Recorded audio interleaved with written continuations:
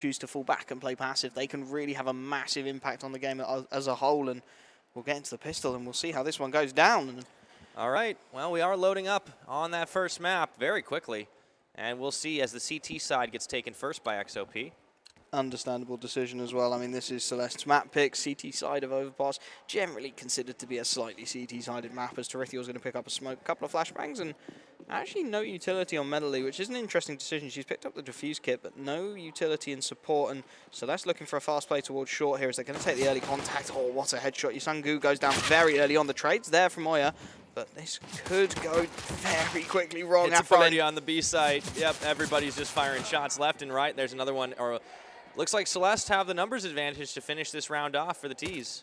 Ooh. But through the window, or through the door rather, Ice was able to start evening things out a little bit, chipping away. And Nani's actually managed to deny the bomb plant, so that's bought a little bit of time. It's going to go down now, and what a headshot from Ice to open things up onto Iceberg. Looking for more towards short, but Afrin's taken down a teammate in the meanwhile, so it's all down to Ice. Getting the damage, but not the frag. Celeste will take the pistol here on Overpass. Yeah, just barely, though. You could see Valincible was clinging to life with 4 HP, and Afrin the only one healthy at the end. We'll see what the first buy comes out with there, and you know, Celeste getting off to a good start on the pistol round. And that is exactly what you want in this scenario. You want to get yourselves in that situation, get the momentum going. We saw what Celeste can do when they have that momentum behind them, and get the pistol round on the way, get the anti-eco after this sorted and dusted without too many issues, and then there's a serious amount of potential. We will see the CTs going for a heavy stack in towards this B-bomb site. Understandable, tends to be the point of focus on these kind of half-buys, but instead, Celeste are going to make their way in towards Connector and indeed the A site, starting to take control of Fountain here, and a fast play through Con from Iceberg and Valincible. They're clearing out a lot of map here as Nani not going to spot out too much on the boost. Yeah, it looks like they'll meet back up at mid right now, so a really good position for Celeste as they make their way over towards A, just on short. Ice trying to get something That's done. a turnaround. Oh, Ice is dropped immediately. All too easy for Afrelin, and the bomb's going to go down on this A-bomb site without too many issues. A nice dink from Nani, actually, to find some damage onto Tarithiel, who does have to be a little bit cautious with that UMP now. Has to try and fall back off of it, waiting for the flank. You can see Afrelin all the way down on that B-bomb, so it's starting to make a way out as Tarithiel tapping away at the head, getting a lot of damage. Still able to stay alive on 4 HP right now. This is working out wonderfully for Celeste. After that pistol round, they should be able to clean up, and it's going to be Oyamed going down. Celeste will take the round without losing anyone. And that is absolutely ideal, of course. They're going to get a little bit of a bonus round coming in now, not going to have to reinvest onto any of those rifles. And I mean, their utility usage was very limited as well. They really didn't need to do anything. A little bit fortunate in that they walked into the correct bomb site away from XOP. And the USPSs really didn't get a chance to do anything in particular, as it will be the first buy coming in from XOP. They do have M4s, the AUG onto Yusungu, so a little bit of potential to stop this one in its tracks, but you always know the AKs are coming afterwards. Yeah. Very much soon. We'll see. Looks like Molotov start up there. Chucked out as the rest of Celeste are making their way very quickly over to B side through tracks. This boost is huge. Oyamed going to get the early pick onto Afrelin, and now the Augs at range, spamming through the wood as well. Valincible down to 42, and Oriophilia are only able to find one in response. That AK-47 having to do so much work, but XOP just shutting it down, and that is the exact CT aggression I was on about, pushing in towards short and getting those frags, denying any opportunity to Celeste there. Yeah, Celeste trying to build a bit of a buffer for themselves. Of course, as you mentioned, it was a bonus round, so they don't really waste too much in terms of their economy and are able to pick up the full stack of AKs. We'll see what they can get done this time around. I don't think they'll be rushing towards B again. I don't think so at all. They will be able to pick up the AK-47s. They will get a fair amount of utility behind them. The only player who really hasn't got any is Oriophilia, which is understandable. Of course, she invested into the AK in round number 2 and then lost it immediately thereafter. So a fairly strong buy across the board, and you expect to see a slightly slower, more controlled play coming out from Celeste, as they are going to try and take control of Fountain. Some CT aggression coming through from Nani, but not quite able to connect with the shots. Will be falling back in towards Divider on the bathrooms. Yeah, same kind of push we saw on the pistol round. It was a split off over by Fountain, whereas the rest of the team went up into tunnels. And it looks like they will try to reconnect over towards mid for a little while. Good split out from the CT side, though. XOP, they've got everything covered. Nani playing quite aggressively on this one. Has the angle. You normally see an AWPer taking up that angle if available. Got the support from Ice, who is holding towards long. 3-man stack towards the B-bomb site from the CT side. All perfectly standard stuff. And we're going to see Melody without any utility support getting very aggressive. And Oyamed's actually managed to find an opening pick out towards Backer Monster. This should allow the rotation to come in. And you can see Yusungu already making her way back up towards this A-bomb site. They've got the man advantage, and they know that this isn't going to be a B hit. Yeah, they can stack pretty easily onto the A side here, and there is a bit of a split. Some going up through short, some going up through long, the bomb in tow. Hugging the wall close on the left to buy as much time as they can, and keeping now that area covered right now. Tarathiel opens up, but can't find the pick before she's taken down. Iceberg and Valenceable soon to follow, and it's all down to Oreophilia. And that is really unfortunate. XOP just dismantling that push. Oreophilia with a lovely headshot to find the first, but the trade is there from Yusungu, and Medley was on the flank to secure it if things went south again. And XOP, they look like they're bringing their A-game to this one, as we saw in the second map yesterday. Yeah, 2-2 now on the round. That's going to force Celeste into not entirely an eco situation if they don't want to, but it sounds like, or it looks like they might be going for a save. Yeah, they really don't have a lot of cash available whatsoever, so it's going to be the P250s, just whatever they can really muster, try and do some damage against this CT side. You can see the AWPs come out onto Nani. That can be a little bit vulnerable to the pistols based on positioning, and doesn't look like she's going to get too aggressive on the peak. Yeah, makes sense. Measure your aggression just a little bit, but it looks like it's going to be a full rush up and towards B. They go into short tunnel. That's been an area Celeste have looked to exploit pretty heavily. The Molotov will buy time for Medley, but if she gets too aggressive here, there could be issues, as Tarithiel's just going to start to open up the connector peak, start to get a little bit of information towards top con, clearing out party, clearing out the long bathrooms, and this is a lot of info for the pistols of Celeste. They're getting a lot on how the CT side is played by XOP, as Medley trying to get aggressive, gets the damage down. Oreophilia on 7 HP, that is so spammable as well. A lot of tap there, and that's going to be the finisher. Oreophilia does get taken out by Melody. Bomb's going to get picked up. The rest of the team hovering towards A. Ice opens up and takes down Iceberg. Not to mention Nani getting Tarathiel. Ice will get hit by Valenceable, though, so there's at least one trade here, but it's definitely not looking good for the T side. 4v2. The bomb is going to make its way out towards Truck, and he should be able to get the plant without too many issues here. There's not really enough players to get aggressive on this push, so bomb going to go down. That's the extra cash. Afflin manages to take out the AWPer. 3 versus 2 now. They're doing some work with these P250s. You can see Valenceable just playing around the site. They're waiting for Oyamud to rotate in before they go for this retake, but they are wasting a lot of time here, and the damage is done. Valenceable getting another frag. Yeah, Valenceable really dancing around here. Was only taking a little bit of damage at the feet, and they're even going to be able to turn it. If they can stay alive, no, that's not the case. Finally, Melody and Oyamud combo up and turn around. Should be just enough time to get the defuse off, kit included. They should be able to save the AWP as well without too many issues. Yeah, they will be able to grab the AWP, so the heavy investment is saved. But, I mean, you look at Celestè, with just P250s, they've taken down 3 players here from XOP, and that's got to be a concern, especially CT side of Overpass. Looked like that long area was just a little bit of an issue. Didn't really clear it out, and then Valenceable dancing about the site, hitting shots. Yeah, honestly, pretty impressive stuff from Celeste when they were stuck on that pistol round. And now they come in with the buy. You got AKs all across the board, and Oreophilia's got that AWP. And this is exactly where they need to start fighting back. Obviously, XOP just getting back into the lead. They really haven't had a chance to set their economy up yet, so anything Celeste can do to take rifles away, to win rounds at this point, is absolutely crucial, and they are going to take connector control. Good use of the utility as Oreophilia gets an early pick onto Oyamud in towards that monster area. I don't know why you're peeking that with a rifle. Very unfortunate. Gives the early man advantage to Celeste, and this is where Overpass starts to get fidgety. You can see Nani holding with the AWP on the half-wallers. Ice just has to back off of this. She has no support in the bathrooms, has to fall back, play the more passive angle.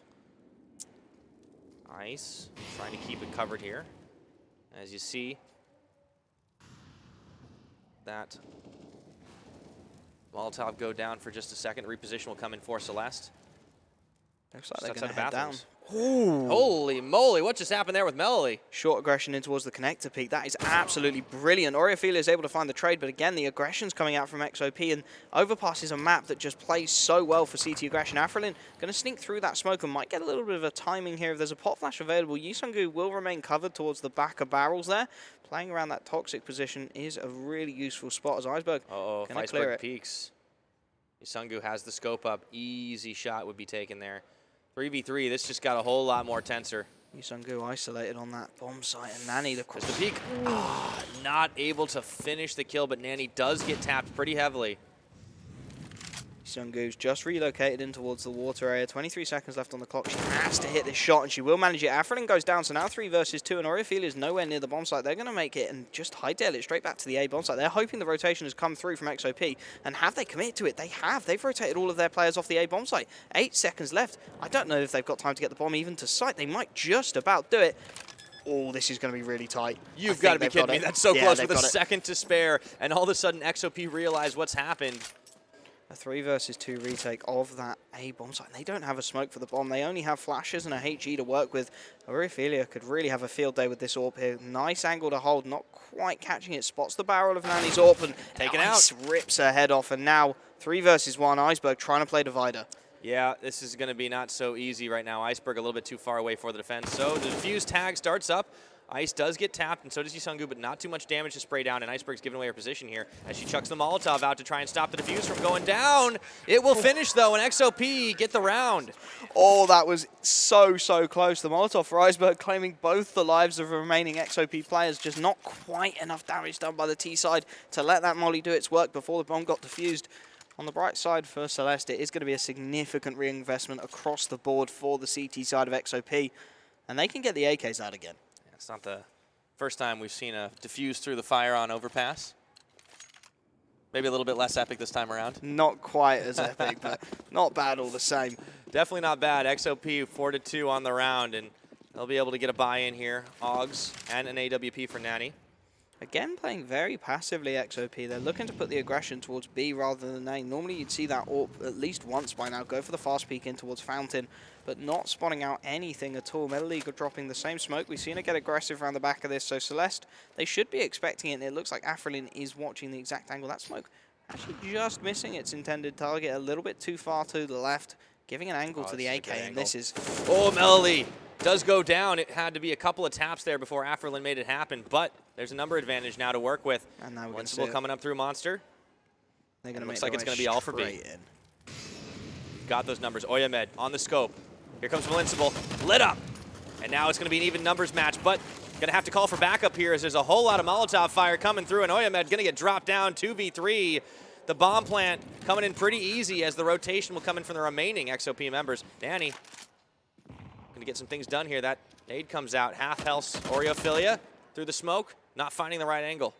They need to find something very early on here. Tarithiel in a very advanced aggressive position will find the opening pick, and the AWPer really got nothing more to do here, trying to get the damage through, but the double peek is too efficient and low HP. Tarithiel going to find a third round for Celestè. Of course, they are a team with potential on the T side, and they have shown it time and time again, and they've bitten back here, forced the economy into a really awkward position for XOP. Yeah, it was an expensive buy. The investment last time for XOP, they were feeling like they could take it, but they lost everyone, so they had to buy all of those guns again. And now they don't have much of a chance. Looks like they're forced into a half-buy situation. And they will be dropping down the pistols. P250s, it's a fairly heavy investment from Metal League. Gets a smoke around it as well. One Deagle onto Oyamed just to try and hit those shots. Try and get as much damage done as you can against the AKs. Aurephilia, for the first time on this map, is bringing out the AWP, so a good amount of firepower available for the T side. Very aggressive forward positioning here between Ice and Nani. Of course, what you got to do when you're stuck on pistols. Invincible just keeps on peeking through. Yeah, it's really intelligent play. Invincible making sure she knows the pistols are out, and Nani and Ice trying to get aggressive into the connector. Can't quite connect with the initial shot. Ooh. The spray not quite there, though, so Nani gets the trade, gets the AK, and now they're pushing in. Yeah, they've got a chance all of a sudden. It is a 4v3 situation, but see if they can get in to try and defend that a lot. Big spray coming out for Afrelin. Doesn't really find the damage she's looking for. Execute coming into the B-bomb site now. Molotovs go towards Yisungu's burning away. Smoke on the bridge. There's so much utility coming out for the T side. That peek from Melly, and Oyamed. Afrelin coming through huge, and Celestè will equalize on the round. And that was all too easy for Celestè. Once they got that utility out, they did have a little bit of trouble initially with the double peak down connector, but once they get that utility out, they go for the full execute, and then it's just simple Counter-Strike. Absolutely. And the maths add up. 4-4 right now. We'll see what the economy is looking for. XOP, definitely not great. And the pauses come in as well, so a little bit of a discussion going on as they're going to try and work out what they need to do here. Just struggled a little bit. They got themselves a nice string of rounds on the board, but then Celestè take one back, and the economy's not really there for them to do anything with it. So just been forced back somewhat, XOP, and they will be calling the timeout, trying to work out how they want to play this next round. It's really fairly quiet, really only one player. Because no, actually, it might be a tech issue. Hold on a sec. Ice has got a headset off. Yeah, Just put it okay, back there on, we go. Okay, so not attack pause, at least not likely. Be right back into this one. Pistols will be coming out. CZ's Deagles across across the board of the CT side, and XOP have been really efficient with these pistols. They're going to put a lot of presence in towards the A-bomb site early on, and that will be where the bomb currently looks like it's going to make its way through connector. As Fountain control is taken by Tarithiel, but a very aggressive long peek coming in from Oya. Might have the angle if she gets the timing on this one. Tarithiel is aware, of course, that the pistols are out, but the timing there, but can't quite connect with the shot. Oya has to fall back off the angle now. Good retreat from Hoya, though, and the information is given over to XOP. It looks like Celeste will start to make their way back towards B once more. And B's a little bit of a weak site. You've got the CZ for your Sungu, but Melody's stuck on the default pistol in towards Pillar, and there really isn't a lot that you can be expected to do with that against these AK-47s. Celeste really starting to stack up towards this B-bomb site, and then Melody falls. They've got one, they got two. Yusungu's already down. Afrelin is doing some work here, and as they move their way in, this is an easy bomb plant. Nanny just trying to keep it all covered, but not much you can do here when you're on just the Deagle. Manages to find one frag before she's traded out, so at least the damage is there. Ice knows the aggression's come through, but Tarithiel has got that absolutely locked down, and Oya left alone in a 1 versus 4, opting just to save the Deagle. Of course, she's got armor behind that, so that's an extra $1,000 that she can try and save to get into this next round. Will be conceding the lead to Celeste, though. Yeah, that will be a 4-5 as Celeste has kind of climbed their way back into this one. And it's really all been about the economy right now. XOP just haven't had the money to work with to get a lot of full buy rounds off. Now they'll finally have enough cash to do it, and we'll have to see if that CT strength asserts itself again. But wait a minute, Oyamed actually taking a few pot shots, finds Iceberg, almost gets the kill, doesn't manage it, and ends up losing that armor and the Deagle. That's really unfortunate. You could see what she wanted to do there. If she drops the second AK, then that's worth more than the reinvestment that she'll get by dying, but she can't manage to do it, so Iceberg just about staying alive, keeps the AK in her hands, and the buy will come in. Double up setup almost instantly brought out. That is a very expensive round right now. XOP going all in. Oh, they are not messing around whatsoever. It is understandable. Overpass is one of these maps where a double ult setup can be incredibly strong. The loss bonus also is nearly maxed out, so even if they lose this round, they'll get a decent bit of money back for it, but it's still a bit of a gamble. We'll see how well it pays off for them as they got a 3-stack over near B. Meanwhile, for Celeste, they split off, not picked up the bomb yet, looking to get that information before they push in. And Nani's gone same place with the AWP this time towards the half wall. We really haven't seen Celeste put any pressure towards long so far this game. Secondary AWP on Oimad is in the heaven area at the moment, which allows the fast rotation if needed towards the A-bomb site. So a fairly standard early round setup from the CT side. Ice, of course, covering that AWP in a little bit of an awkward position towards long by holding the long bathrooms. But as Iceberg starts to peak, there's potential here. That is that peak. Iceberg not giving as good as she getting there. However, Ice does get tagged pretty heavily and has to retreat here. Getting good damage out all the same. Tarithiel caught with a nade out. That Molotov goes completely the wrong way, and now Ice has to be incredibly cautious how she plays this. Nani wants to get aggressive. One tap. Gorgeous headshot with the AWP. Brilliant to get stuff. his team the opening, but has to fall back, has to be cautious. Ice is very much trapped in the bathrooms area at the moment, but Afrelin's got a little bit of aggression towards short. It's still a fairly standard setup across that CT side. Nobody's really rotated, so as this push starts to come in with utility, there's plenty of CT presence, and Yusungu will get one. Does get taken down. Melody turns it on to Oreophilia, getting one, getting two before she's taken out, and it's just down to Valincible now. 1 versus 3. There's 2 AWPs and an M4, which does make this retake a little bit less viable. It's going to take a lot to hit this. Can try for the wallbang with the double AWP setup, and indeed they are. Not quite able to hit the shot. Valincible gets the first, takes a little bit of tag damage, but the AK, the M4 from heaven, just doing so much work, making it all too easy, and they can even save the double AWP setup. So keep that economic investment going. Keep the AWPs on their side. That's what you got to do as XOP, so they equalize it again, taking themselves a 5th round and keeping that investment in their pockets. And, you know, the players that stayed alive, too, they also had a couple of utilities still available to them. So, good stuff. Yeah, really impressive round across the board from XOP. They looked like they were going to lock that bomb site down. Melody had a really important role to play peeking towards Monster. Does well to take the AWP out and then swings and gets the second, which is more than you can expect in that position. Normally pretty much a one-and-done job, but does a really efficient job. The AKs will be coming out. AWP for Oreophilia once more, but that's pretty much all the money spent for Celeste as they go into round number 11. Yes, indeed. See if they can start to take a lead here. And there's the fan out. Looking to do that fountain and tunnel split where they'll meet back up at mid if they get control.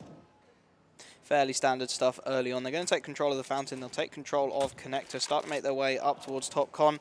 They're clearing out all the real estate. They know Ice played in towards the long bathrooms last time, so Iceberg should have a much better pre-aim of that angle. Potential to even get the opening pick here as we see Melody, again, aggressive up short. Getting that information for a team might even allow the rotation if time is good as Valincible boosting, spotting her own teammate out. Nobody aggressive that far.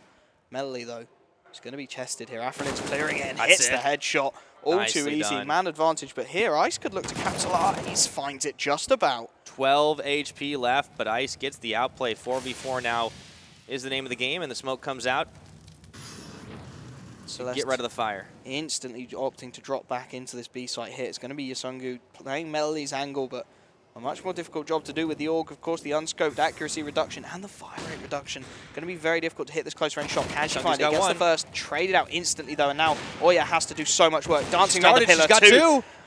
If they can take out Valenceable, that's all over right now, and it's going to be it. XOP take the round, and Oya goes huge. What a play from Oya, dancing around that pillar, finding frags for days, and that's got to be a real confidence booster. Not one who normally picks up the primary ult, but given secondary duties towards that B-bomb site and hitting her shots beautifully. All of a sudden, XOP have to be feeling a little bit more confident here. And now we see why this is a bit more of what we expect on Overpass. The CT is able to get very aggressive and push out. Suits XOP's playstyle down to the ground. All of these aggressions across the sites. As we will see the buy coming in, it's not the greatest buy in the world for Celeste. They do have to force down onto the Galil, but they've got a good amount of utility behind it. And the CT side playing fairly familiar positions. You see Nani just mixing up the AWP in towards Divider, falling back to the site very early on. Ice, though, is very isolated towards those long bathrooms. If she gets caught out, that's going to be an easy opening pick, as you will see Nani now trying to make her way towards the half-wallers. For the first time, Celeste have just crept out along. Yeah, this might actually work out well for the two oppers if they can see that coming in time. Start to take a couple shots, looking to back away, though, and Ice actually realizing didn't quite pull off the kill onto Valenceable and actually manages to finish the job. Aggression all over the map, but XOP are more than up to the job, finding frags left, right, and center. Yeah, they pretty much cleared it away at this point. It's going to be on Iceberg and Oreophilia to try and mow down a couple more, but unfortunately, now it's just Oreophilia. Is this a save situation, you think, Wolfie? I think she's got to get at least one frag here. They need to do economic damage before she goes down, and with 58 seconds left on the clock, saving is just all too difficult. Too much time for the CTs to hunt you down, and they have the money and the weapons to try and do so. So Oreophilia with the bomb on her back, going to be looking to do damage, and Nani knows where she is, but... Oh, turned away before that peek. Ooh, spots her out. It's got Nani. There, so that's an AWP down as well. That's two frags. This isn't bad for Oreophilia, considering how lost this round looked a moment ago. Tags to work with as well. Yasungu and Oyamedvo very low, but unfortunately unable to find Melody. So XOP going to get them hands on a 2-round lead. 7-5 the scoreline. Their CT side is looking pretty strong here. Yep. Down to one op, though, on that side. They, of course, could always reinvest in it again if they want to. Still have a decent bit of cash to work with, and they will do exactly that. Nani picks up another AWP. And the pause comes in. Just trying to work out how they want to play this one. Not a lot of money available at all for Celeste. They have finally been broken. We've seen them consistently be able to buy AKs for most of those rounds, even after the losses. This time, though, a little bit too much to ask, so they are going to be dropping down. Yeah, dip into the piggy bank enough times, you'll come up empty eventually, and they're going to have to fight their way back from an eco. And it's going to be very difficult. I mean, you've seen Celeste indeed calling the timeout. You've seen XOP had that one eco where they managed to get one frag, but after that just very quickly deteriorated, and it's very difficult on Overpass. Eco rounds...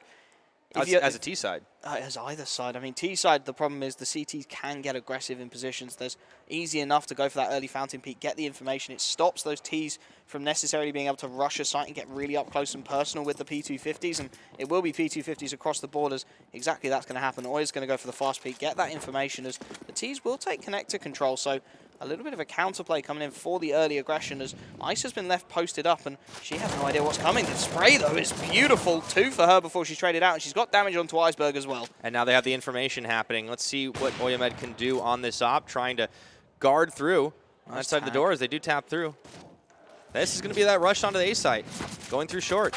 Nani does get dropped down. This is a chance for the Ts to actually make their way through. There are a lot of heavy tags to work with, but this also is Iceberg and Oreophilia managing to salvage some weapons. And bombs down. In a perfect situation for the P250s to come up in. They've got the plant for the bathrooms. They're all going to head in towards that area. The long flank is coming through, but it's Oya. She's on the AWP, not the kind of weapon you want to be trying to get multi-kills with. She spots out the first player, but can't quite get the timing down. And as she runs around, that's going to be heard by Valenceable. The information's there, but Iceberg doesn't get it soon enough. The flank coming through should be a refrag, and indeed it will. This bomb's ticking down, 2 versus 2. And Oreophilia, she has the AWP, and she is so good with it. Both these AWPs still up for the T side. The smoke goes deep as Yasungu desperately trying to recover the situation. There's so little time left. Needs to get the defuse, needs to try and stick it in. Has a kit. This is working right now. They actually have no idea this is it. happening. My word. In a 1v2, Yusungu manages to hold her nerve. Celeste were absolutely certain that bomb was going to go off, and XOP, she just sticks to defuse. They've saved double AWPs, which gives them a really strong buy, but T-sided double AWPs aren't exactly ideal, and that is so There's only 2 rounds left, too. That is so unfortunate for Celeste. They completely misread the situation, clearly thought that round was over and done as they try and escape with the AWPs. I don't think they reckoned on a defuse kit. No, they clearly couldn't have. They thought 10 seconds, no chances. The buy will come in. It's only going to be the single AWP for the CT side. Double AWP still being maintained by Celeste to try and make something happen. All right, a couple more rounds left to go here. Disappointment for Celeste that they misread that situation, but XOP stacking 8 here, and Iceberg coming through, does manage to trade before Nani drops her down. Yeah, Nani a little bit isolated now, though. If these Fountain Peaks come in early enough, Valencebil and Tarithiel could really lock her out. She's going to get caught on the bench, manages to escape with her life, though. So a 4 versus 4, all in all, not a bad trade at all for the CT side. They can just fall back, play passively on the sites, and you can see Melody and Yusungu on that B-bomb site. They're holding quite passively at the moment. Melody not getting that characteristic short aggression in, not wanting to push too far up at all. Knows that things lie in the balance at the moment, so not going to risk it. Wait patiently and see where Celeste choose to execute. Smoke through Monster at the moment. And it looks like the play is going to be on A long. Valencebil has the AWP, one of the 2 AWPs currently available. And Celeste, they really need to find some picks with these AWPs. They need to find that early advantage. Oya just jump peeking on the APC, getting the information. And there was that peek. Almost shoulder peeks into Valencebil. Oh! Oyamed, though, had the timing down better. And now it is a 4v3, and Oriophilia is tagged down to 40 health. Nice wallbang as well for Oya, and that peak was inch perfect. Just quite caught the timing on the secondary, and Oriophilia predicts the jump peak over the top of the boxes on A site, so brings it back. 3 versus 3, tags to work with, but the issue is going to be that AWP as African walks right into the crosshairs. Nani gets an easy one. Tarithiel, all too simple, and Oriophilia once again, 1 versus 3, 15 seconds and an AWP. Oh dear. This is going to be a little bit rough for Oriophilia to try and do. She just runs back the other direction, 9 seconds. This should be a save. And it is going to be another round for XOP, 9-5. A 9th round for XOP on the CT side, and you can see this could have gone so differently. If they hadn't saved those double AWPs and let the bomb get defused, if they'd stuck around and checked, this round would be completely different. This whole game would have turned on its head. It is a game of inches, and going to the half, Celeste will have to rethink pretty much everything in that regard, but they will get onto the CT side, should be a little bit more favored. Let's see if XOP can pick themselves up another round and get into double digits before the end of it. And at the end of the half, maximum loss bonus, so of course the full investment across the board from Celeste. They are going to get the AWP onto Oriophilia. Oya's got it in her hands as well. Nani, interestingly, opting to drop down onto the M4. Oya, normally taking secondary AWPing duties, clearly fancies herself for this Fountain Peak early on. Pop Flash forces her back off the angle, however. Tarithiel going to stay alive a little longer as the AWP is falling all the way back to Divider. And pretty big split here. As you can see, a couple of the Celeste players hanging out just above lower tunnels and trying to peek out into mid and see if they can find anything. The short boost coming in from Nani here is brutal. Afrelin could walk right into the crosshairs here. She has managed to get short control. There are flashbangs to work with, and Nani struggling to get it through the top of the wall there. Won't be able to get too much of significant damage. Brings Afrelin down to 46, and there are tags to work with on 2 of the Celeste players as short control is established for the T side, and it looks like they are going to hit B, and there's heavy resistance for XOP there. Yeah, but the bomb's on the other side of Monster right now, and you can see Yusungu actually still holding that angle. Might be easy. Oyamed getting dropped down by Tarithiel. There's a chance for the T's. This rifle. Not anymore. What a shot. That was a great turnaround. Ice had to hit that shot. The AWP was all too lethal on that long-range fire angle, but it works out to perfection. And now Celeste really only have one option, and it is to hit this B-bomb site. So many angles to clear, and Yusungu going to get the double towards Monster, and this is all but done. The short control really hasn't worked out at all for Celeste. As Oriophilia, she's peeking for any kind of pillar aggression, but Iceberg actually able to find one, so 3 versus 2. The damage is there to work with, but Melody's still converting on the frags, and it's all down to Oriophilia. Once again, I've said that far too much this half. 3 versus 1 gets the early tag. Tag down to 40, though. That nade should kill. Yeah, it should, and that's going to be it. XOP managed to win that round, and it is 10-5 at the half. Trading nades for the last round of the half. What a way to finish it. And you can see Oriophilia leading the way for Celeste, but it's a solid team performance again across XOP. They are just showing up as a unit. They are. You know, we're seeing the likes of Ice just narrowly top fragging for her team, but it is everybody really delivering on the XOP side, and it was a great CT half. Yeah, really solid CT side. Of course, Overpass, if played correctly, can go quite CT-sided. It just really lies in the balance of how those CTs choose to get aggressive and play passive. And we saw a lot of Melody getting aggressive in towards short. We didn't see many fountain peaks with the AWP, which is normally a staple of an Overpass game. But clearly XOP had a different agenda in mind, and it did actually manage to catch the T side off guard a fair amount.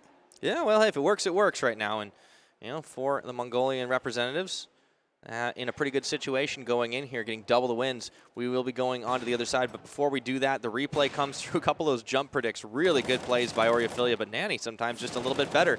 And here you see that. Just really efficient anchoring of the sides. What a shot from Ison. Oh, meat grinder here for Yusungu through Monster. Monster is such an awkward position on the T side. If you really aren't prepared for it, if you don't have that utility, it becomes an absolute meat grinder. I love that angle for the nade trade. Oh, that was fun. Something. Yeah, Overpass is a pretty cool map. Who knew? So XOP, they're going to transfer across onto the T side. Fair amount of nades across the board. Again, looking for the execute style of players. It's going to be Oriophilia. She's got the defuse kit. She's got a HE to work with as well. And it's going to be that fast connect control. Fairly standard stuff early on from the T side as they're going to try and isolate the CT fights in towards the long bathrooms. And they've spotted Oriophilia. They have. Not able to get the tags on just yet, though, and it looks like it's a pretty big rush play onto A at the moment. The scramble comes in for Celestè. Terethiel hiding behind the semi. Let's see if they can get enough of the damage done here. As the bomb should go down, it does. XOP moving fast, moving confident. They do lose one, but they trade for Terethiel. Meanwhile, on the back, Oriophilia just trying to light up Melody. Finally gets the head tap. And 4v3 now, that frag could be also important. Yusungu unable to get anything done. It's down to Ice and Nanny. They're playing the bomb to perfection here, but the USPSs really have the advantage on the peak. You can see Celestè jiggling everything, and the diffuser's coming through. Nanny's able to get one, but they're not hitting the diffuser, so the bomb's going to get diffused either way. Just body blocking by Celestè at this point, so they will be able to take the pistol round, and they sorely needed that. Oh, and Valencival just rubbing salt in the wounds at the end as well. 10-6. That was an essential one for Celestè. They had to get that pistol round going their way. With the bomb plant, though, we could see a little bit of a force coming in from XOP. They have a little bit of cash to work with. They could grab some pistols to try and do some more damage. Well, perhaps they will. Still some time before we find out for sure. Maybe they'll be saving, though, for a little while and getting up into a full buy situation after this. They do have the round advantage, so they decide it's okay. We don't need to worry about it right now. Take a Deagle and a couple of P250s. Try and do what damage you can. As again, very passive from the CT side. Nobody peeking the fountain. Terethiel's taken control of Connector, but it's left Oriophilia a little bit isolated towards the long bathrooms. And as these Ts look to make their way out along, this M4A1's going to have to do a lot of work. Now looking for the start. The spray, it's just not as accurate, though. Only tagging Yusungu and Oyamed, not getting the frag down. And Oriophilia has melted. That means Celestè is going to have to make tracks quickly towards the A site. This is aggressive play from XOP once again, and they actually managed to scavenge an M4A1. Terethiel has to deny the plant there, and she does just that. Afrelin comes out wide to recover the situation, and Melody's only able to get one with the M4A1, so 3 versus 2. It's good damage done, but not quite enough, as Afrelin and Iceberg just going to mop up. The UMP's doing a little bit too much for what XOP could muster, and you've got to wonder if they brought a few more pistols to the party there, things could have been a lot different. Yeah, but at this point, at least XOP can get a good buy-in. And, man, that M4A1 looks like it's going to get dropped. That was a community weapon at this point. Traded back and forth to both teams. UMP's coming back out. And a half bonus round coming in for Celestè as well. I mean, they have had to reinvest on 2 players, so it's not a perfect example. But there's UMPs still on the board, 3 M4s across it. And again, Yusungu actually picking up the Krieg. Nanny as well. When you haven't got enough money for the AWP, take the only other scope T-sided weapon. So Krieg coming out as Terethiel once more going to go aggressive towards Connector early on. Well, there's the Molotov down.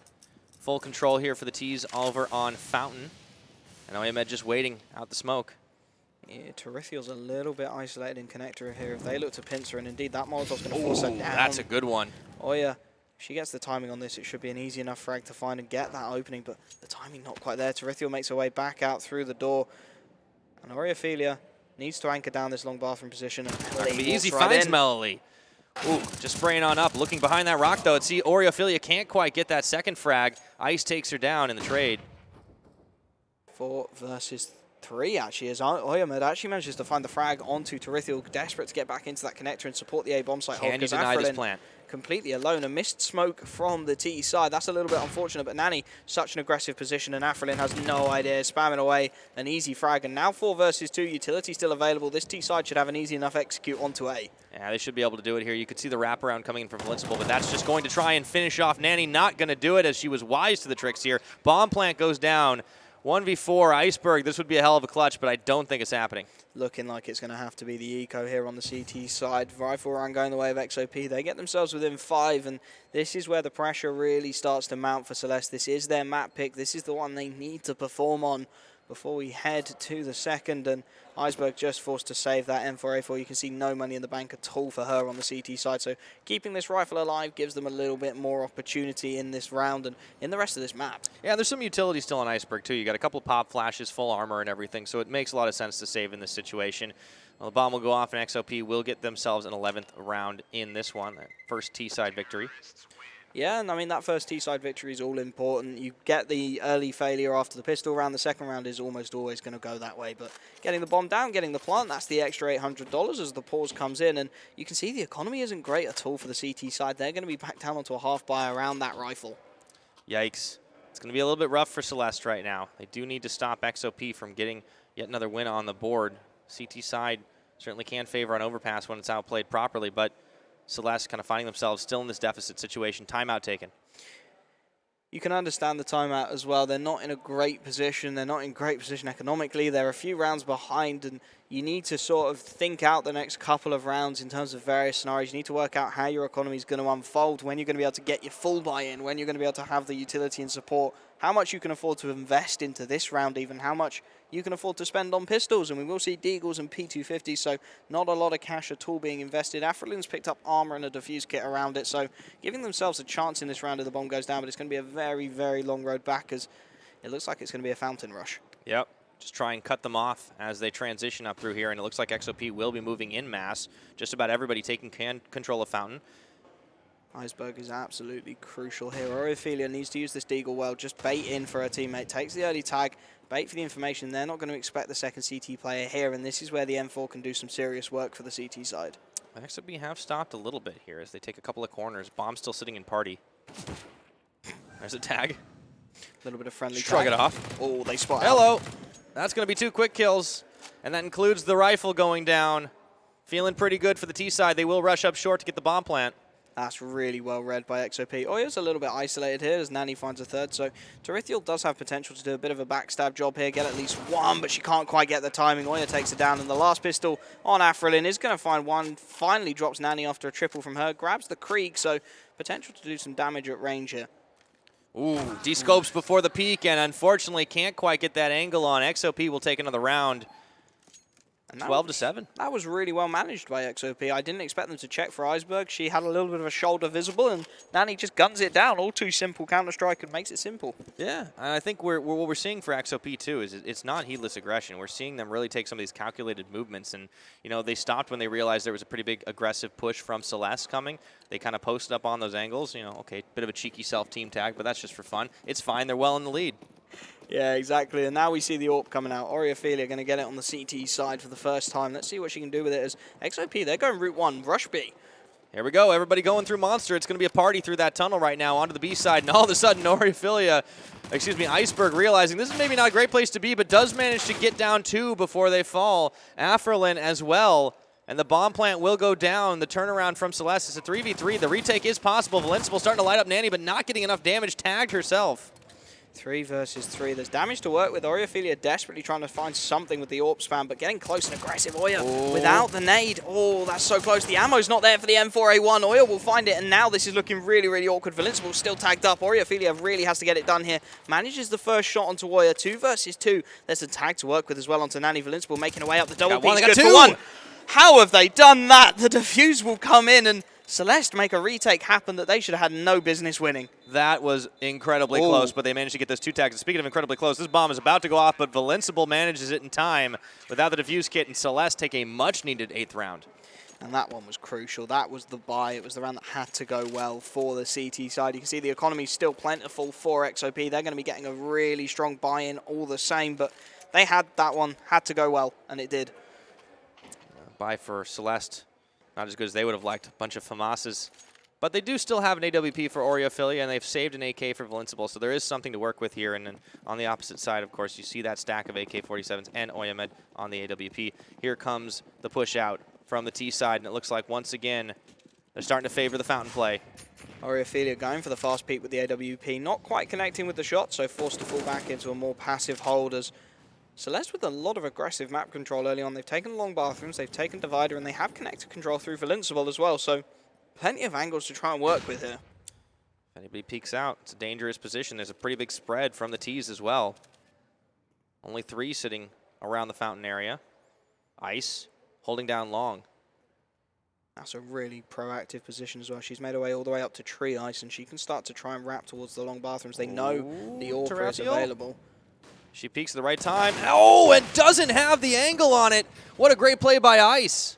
Ophelia tagged up as well, and now she has to fall back towards the site with the AWP, has to get something done, and the utility is just locking her out. Afrelin desperately trying to support Invincible on this flank has to be absolutely huge. XOP have no idea she's in connector. They're not clearing it whatsoever, so this is all about the timing. Does she get spotted? She does. Medley sees it and gets the spray down as well, so a 5 versus 3. All 3 CT players actually on this A-bomb site, so you couldn't wish for a better situation as Ophelia and Afrelin get one apiece. Yeah, 3v3 situation now. There's a few tags to work with. Ophelia low, but with that op, still a danger.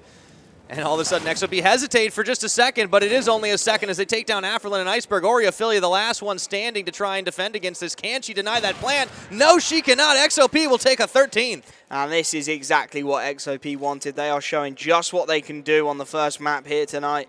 They have a 13-8 lead on Overpass, just 3 rounds away from taking a 1-0 lead in this series. And the buy is very much in session. There is nothing left for Celeste, and XOP have so much cash. I think XOP just stole away that AWP at the end of the round. I did not see. Double AWP setups on the T side are not normal. Let's put it that way, but it looks like Nani and Oya clearly trust themselves as this is a risky situation. You can see the Deagles, the P250s, they're really good at isolating AWPs and just overrunning them with the shot speed, so there's a risk associated here. Melody going to take connector control, and you can see there's plenty of CT presence towards this side of the map. Oh boy, she's about to walk into a whole heap and helping of trouble. Melody starts the spray down, but as you mentioned, way too many bullets, way too fast, and XOP find themselves down 1 player. Rifle recoverable as well. Ophelia's got herself an AK-47, so XOP, they have to be really careful here. This round cannot go wrong for the T side. They've invested in. The CTs are on an eco. If this goes well for the CT side, they're going to have so much cash into the next round. But you can see XOP, they react to knowing it's an eco by taking long control, and that's a really smart move. A really long-range angles doesn't favor the pistols at all. So long control taken, they're going to get the bomb down. And now Celeste are going to have to do a 5 versus 4 retake. Pistols trying to make their way onto this A-bomb site as Iceberg goes for the early peek. Doesn't quite catch the plant. Not at all. Plant is down. Here we go. Nani opening up on that scope, finding Iceberg. Easy as you like. 4v4 situation now, and all they have to do is defend. Tarathio going down once more. It's just 1 shot, 1 tap, 1 kill. And Nani, with those 2, does get lit up for just a second. Make that a 3rd as she takes down Invincible. And Ophelia once again left in the clutch situation. 1 versus 4. She's got to be trying to save that AK, but Ice is not going to let her have anything. 14-8. They managed to get a kill at least, Celeste, but no more than that with the pistols. It was really well managed after the initial issues from that T side of XOP, and this is the last gasp force buy coming in for Celeste. 3 FAMASas coming in at this point in the UMP. Celeste are going to try to cling to life here. It is 2 rounds away from XOP taking it here on Overpass. And they are looking incredibly strong, clearly trusting their AWPers as well. Oya and Nani, not normal to see both players picking up an AWP on a map like Overpass, but they clearly trust themselves, so they're just going to go for it. UMP, the sacrifice, 3 FAMASes as well, and so little utility for Celeste on the CT side. So XOP just need to play this round slow. They just need to bleed out that CT utilities. We are going to see Afrelin very aggressive, but Oya is aware of the situation. Split play here. XOP have had their most success on the T side, looking for an A plant. It's happened on B once or twice. Celeste a little bit unsure about where they want to be. Trying to spread out, very forward positioning. Melly nearly has an angle on Invincible if that peek comes through. Iceberg, oh, sunk by Ice. Melly does get turned on though. That's the FAMAS spray from Ophelia, and Ice is finished off. This is a 4v3 situation for the CTs. Yisungu's got a whole connector, but there's also the bathrooms presence from Tarithiel, and this is timing. Tarithiel looking completely the wrong way. Takes the time, lines up the shot. 1 bullet in the chamber, no problem. That was beautiful. Ophelia, though, trying to move through on that peak. Didn't see it. 3v3. Here's the drop down, but the bomb's going to go down on the A-bomb site. It's going to be a 3 versus 3 We've seen this retake. before. We've seen this situation before. This time there's rifles in support, though. And can the CT side make it happen? Ophelia, she's trying to hunt down Oya. She spotted her earlier, but the AWPers managed to make an escape towards long as this retake has to come through for Celeste. Nice spray coming out for Invincible here. Seeing if anyone's far forward. Isungu holding down the angle, smokes up. The CTs are wrapping around. Afrelin on the far side. Let's see if they can get through this in the smoke. Tapping the defuse, has a kit. This might be enough. Can they sneak through it? It looks like it's going to happen. Oriophilia, she taps off at the last second.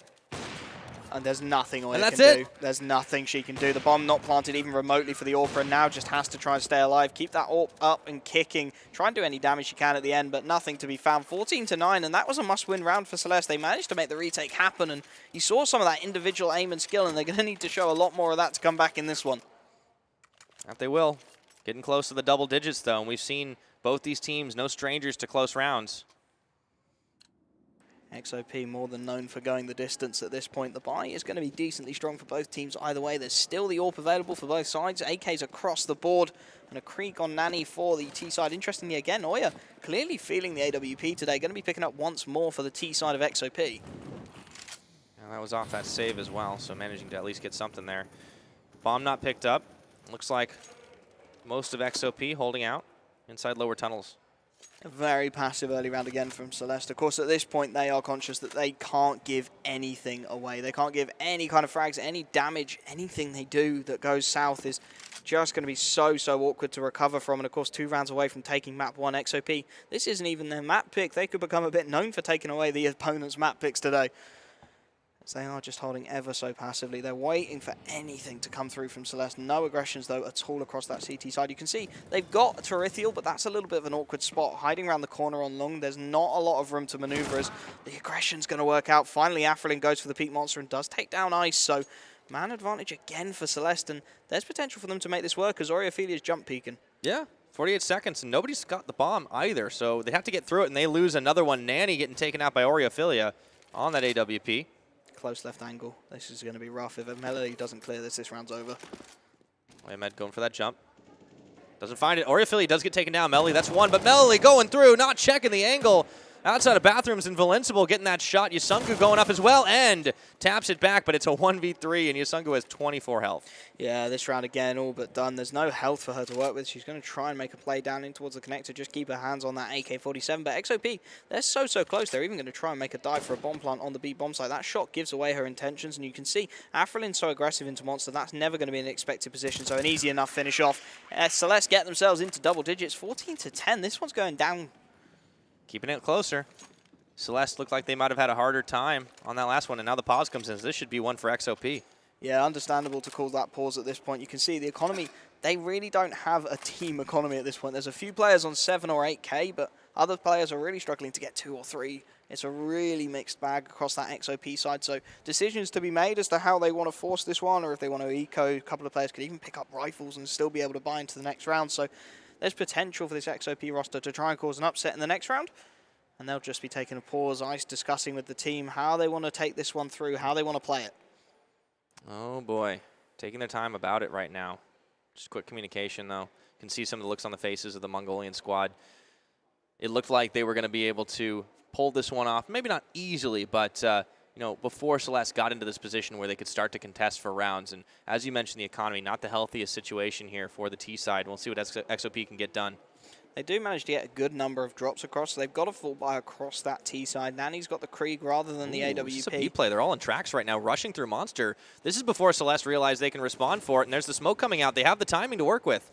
But this is all onto Iceberg. Playing that Toxic Barrels has to go absolutely huge. The spray down, she's not really finding anything. The Molotovs are locking out the site. They're going to push all the way up on us. Nani. Invincible does manage to get one on the open. Not quite the second. The Dink not going to find the frag. There's so many tags to work with for this CT side. And they're going to look to find the bomb planter. Oyamud on 3 HP manages to escape. And Melody's on 7. There are so many tags to work with here. But the CT side only just finding the first.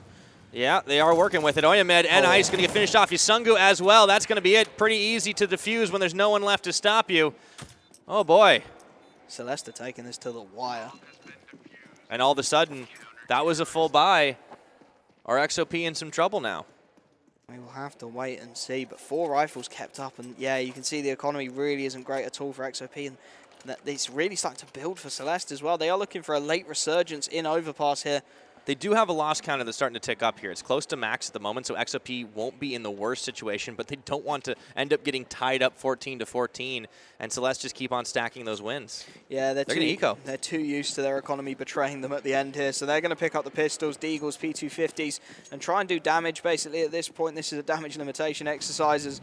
They will be conceding most likely at 12. Oh, boy. Spray's good for Invincible, and she knows the second player's low. The nade's going to do some more damage. There's tags coming out all over the place. XOP really not getting anything done with these pistols. Nanny able to find one as she's in towards Party, but that's all they get. Complete shooting gallery here, and so Oyamed and Nanny going to be the only ones left standing on the XOP side. And perhaps they can sneak around long, but I think with the number advantage, Celeste have to know that anything XOP are going to do is going to be in a sneaky angle. Yeah, exactly, and they've only got Deagles as well. They're going to have to hit some serious shots to do any significant damage. Oreophilia locking down the long bathrooms. So much potential. She's not actually going to catch this dive down in towards the connector area. There's an M4A1 recoverable, so that's something. Going to be dropping that across onto the high HP player, of course. Nanny going to get the opportunity to do some damage with the weapon, and there's potential still with 55 seconds left on the clock, but for all intents and purposes, this should be a 12th for Celeste, and that's a really impressive thing to say. Yeah, one thing you can do if you're XOP at this point is obviously you want to see if you can get any exit frags, but also to just start thinking, okay, we're not using this as a timeout, but what we are doing is talking like, what are we going to do for this next round? Because what we're doing at the moment not seeming to work. We have some trouble with the economy. So what's the next shot? Iceberg kind of holding on this angle outside of Monster here. Yeah, Iceberg holding the pillar, just anchoring down such a useful angle. Has very few angles you can be shut down from in that position, so a really useful one to hold up in. And you have the water support as well. Afrelin drops the smoke. That's going to allow these pistols, they have to push through the edge of this. Nanny, she's going to get spotted out as soon as she comes through the side. Afrelin just gunning her down and straight through the smoke, finding a significant tag. And Iceberg will go through to find the frag as well. 14-12 the scoreline. Celeste making this look easy. Yeah, they are. Getting that comeback on huge, and all of a sudden that loss counter starts to max out here for the likes of XOP. And they'll be glad to see it come. It means they've got at least a little bit of cash to work with here. You can see they are going to be able to pick up the AKs, the Krieg for Yi Sung-gu. They have a little bit of money to try and find a way back into this game. They only need 2 more rounds to take the map, but they Celeste haven't got one in a while. testing them all the way. Yeah, that's the thing. Everything started to even out. Celeste just too away from themselves here, and now it looks like XOP kind of going back to the old style. Let's go ahead and rush for Fountain. Take the early map control, take the presence away from the CT side. Looking to use that utility as well, just to lock out any potential AWPers. Nobody currently picking up the AWP on the CT side. Smoke is down. An interesting call. As the Krieg of Yi Sung-gu's trying to get that opening pick. Rithiel playing around the divider. It is a risky angle. The pop flash not quite going to work, so there's potential here, but XOP, they've been struggling to find these opening picks. They've been struggling to get it to work. The Celeste just aren't presenting a target. It's really incredible to see how well they've played defensively on the CT side while still pushing up for map position. Yeah, Nanny has to be the instigator here. Oreophilia, no idea, but such a good shot. Oh, boy. Hits keep on coming for XOP. They lose Nanny immediately. 1 minute left to play in this round. Nobody's picked up the bomb once again. More tags to work with. Oyamed does get a kill onto Invincible, though, so there is return fire. Yeah, but still in that short aggression. Afrelin is just going to back off. I thought the refrag would be a possibility, but Afrelin forced back off the position, and the bomb's still all the way in spawn. With 45 seconds left on the clock, they need to decide on a site. Iceberg still towards the pillar. Afrelin in the water. Ice has to find a shot here, and Afrelin spotted one. What a headshot as well. But Iceberg's still alive, still playing the pillar, and I don't think Ice has any idea here. She doesn't. She's clearing all the wrong angles. Iceberg will take her down, and now 3v3. Iceberg doing so much work on this B-bomb site. XOP need this round. They need to arrest the momentum that's happening here for Celeste in 3v3. Make that 2 with Oyamed going down. That's not going to be easy. Iceberg holding behind those toxic barrels. Fantastic playing, but does end up falling down. Now it's a 2v2 situation. Molotov's coming out left, right, and center.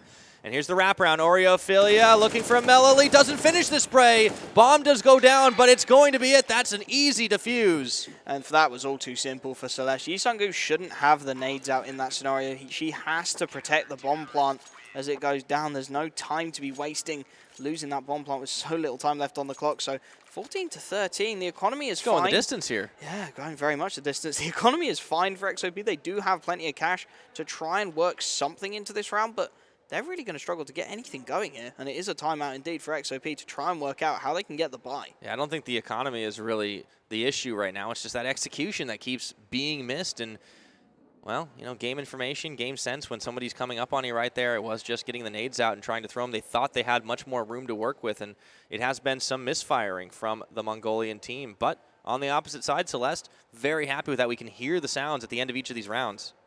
Yeah, and I mean, XOP, they looked so good at the start. They were securing rounds, they were securing rifle buys, and it was going so well. But Celestè, they've just killed the momentum. They've started to build up a little bit of a streak of their own. Currently 5 rounds without any loss, so the buy is going to be decent enough. Of course, that maximum loss bonus does prop you up on the T side onto 5 AK-47s, but the AWP is out again for Ophelia, who's having a stunning game. All right, once again, control Fountain very quickly. This time, though, they keep the bomb in tow. Nanny moving up through smoke, and this time it's connecting into mid. That smoke just misses the long bathroom's entrance, so a little bit awkward for XOP, perhaps looking a little bit flustered, and this is going to be a boost from Celestè. There is a huge amount riding on this. Oyamad reads it perfectly, though, gets the opening pick, and that might be exactly what XOP need to get this one to map point. That's a good start. Let's see if XOP can keep moving up. Instead, it looks like it's going to be all through short. Entrance is going to be guarded by Ophelia. With the AWP, that is a bit of a sniper's delight. Has to hit the shots here. Ice is going to come through long, try and open a second angle onto this AWP, but Ophelia, she's read it. That's already up in two. support. Finally, Yasungu finds a frag, but there's the trade as well. Oyamad's making it happen. 3v2. The bomb's going to go down. Afrelin and Iceberg have to retake. Yasungu a little bit low, but they do have the number advantage right now. Afrelin trying for the retake. Finish us off, Yasungu, so it is going to be a 2v2 with the bomb planted down. There is some tax to work with. Let's see if they can get this one on Oyamad, wrapping around the side of Iceberg, finishing the job. It's just on to Nanny right now, but to prevent this from being equalized, Diffuse is going down. Nanny does get the tap. Has to buy time, has to play around Divider. Afrelin's pushing wide. She can't quite get the shot, and time is running out. Afrelin knows it, switches to the pistol, trying to chase down Nanny, but she's done it.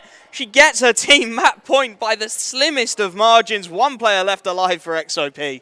That was tense, and now it is map point, but finally XOP start to flip it in their favor. This could very well go all the way to OT, though. The way Celestè are playing, if they can string a couple of rounds together. Yeah, XOP a little bit fortunate there. Oya read the boost to perfection, and it went down to the last player to keep that going. It was basically a 4v5, and Celestè still nearly made it happen. The AWP is still available. FAMAS has compromised for Afrelin, and the utility limited. But, I mean, if you're Celestè, you've got to be feeling decent about making this one to OT. There's certainly a chance right now, and they have the guns to work with. Another AWP for Ophelia, but M4A1s across the board instead of Afrelin's FAMAS.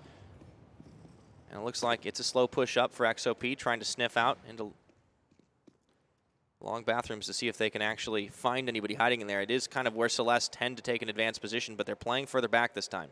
Yeah, Tarithiel playing the angle by the wall, just holding passively. Valinspel jump peeks in towards the boxes. This is just all information play from Celestè, and this has to be a double peek coming in from XOP, otherwise it's too easy, and the flash is way too late. Tarithiel going to hit that shot every day. She is running out of bullets, but still finds the second before the trade's there, so man advantage for the CT side, and Celestè have been incredibly good at converting in these advantageous positions.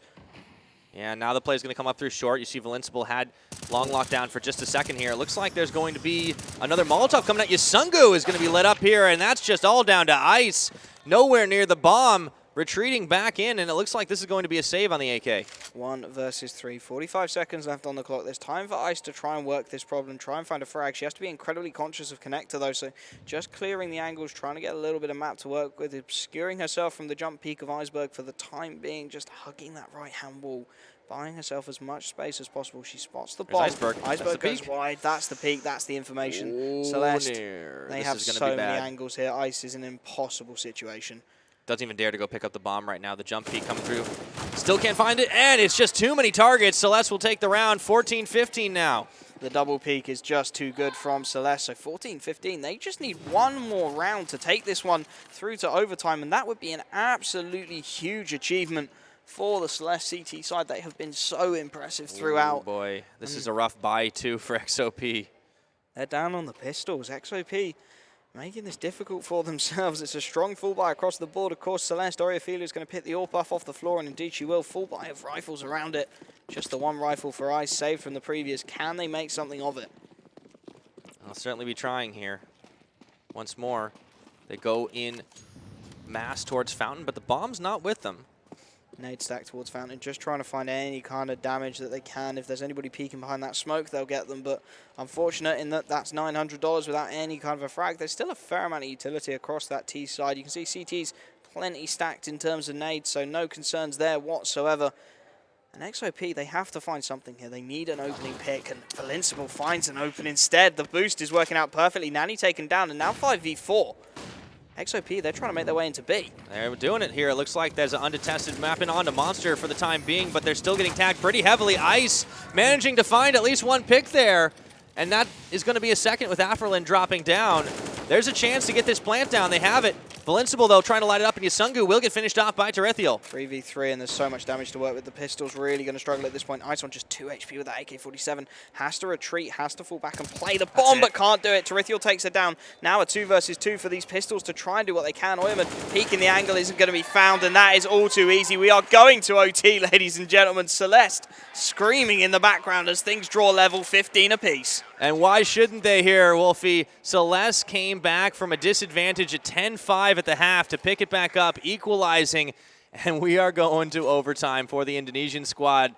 Oh, my word. They're clearly feeling it as well. Such an impressive CT side from Celeste. They looked so solid. XOP only able to get isolated rounds here and there. Nothing they could really do to stop Celeste. Yeah, the A defense was probably the most impressive part of it, because every single time that XOP tried to go B, they kind of got mowed down through Monster, so it ended up being really focusing on A side and just defending those two entrances short and long. That was really, really well done, especially when Oreophilia had the AWP trained on it. Oh, yeah, absolutely. And Oreophilia has been showing up with the AWP, hitting some serious shots across this series. There have been some inconsistency issues in Oreophilia's AWPing, but it's looking really solid today, and there are absolutely no complaints as Celeste. They're going to make their way through to OT and clearly got to be feeling confident. Yeah, the question is what happens for XOP. You can see some very serious faces here on the players as they try to figure out what went wrong and what they can do to salvage this round. It's still only map 1. We have had a very long day already here, Wolfie.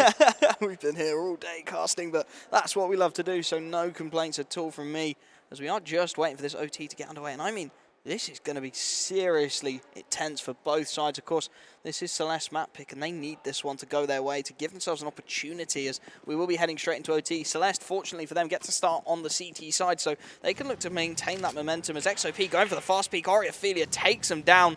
The Fountain peak to perfection. They're trying to take short control, XOP, but Celeste have just read them. That they have.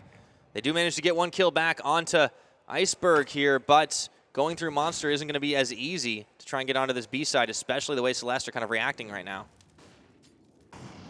Here comes the Molotov down. Smoke's about to clear.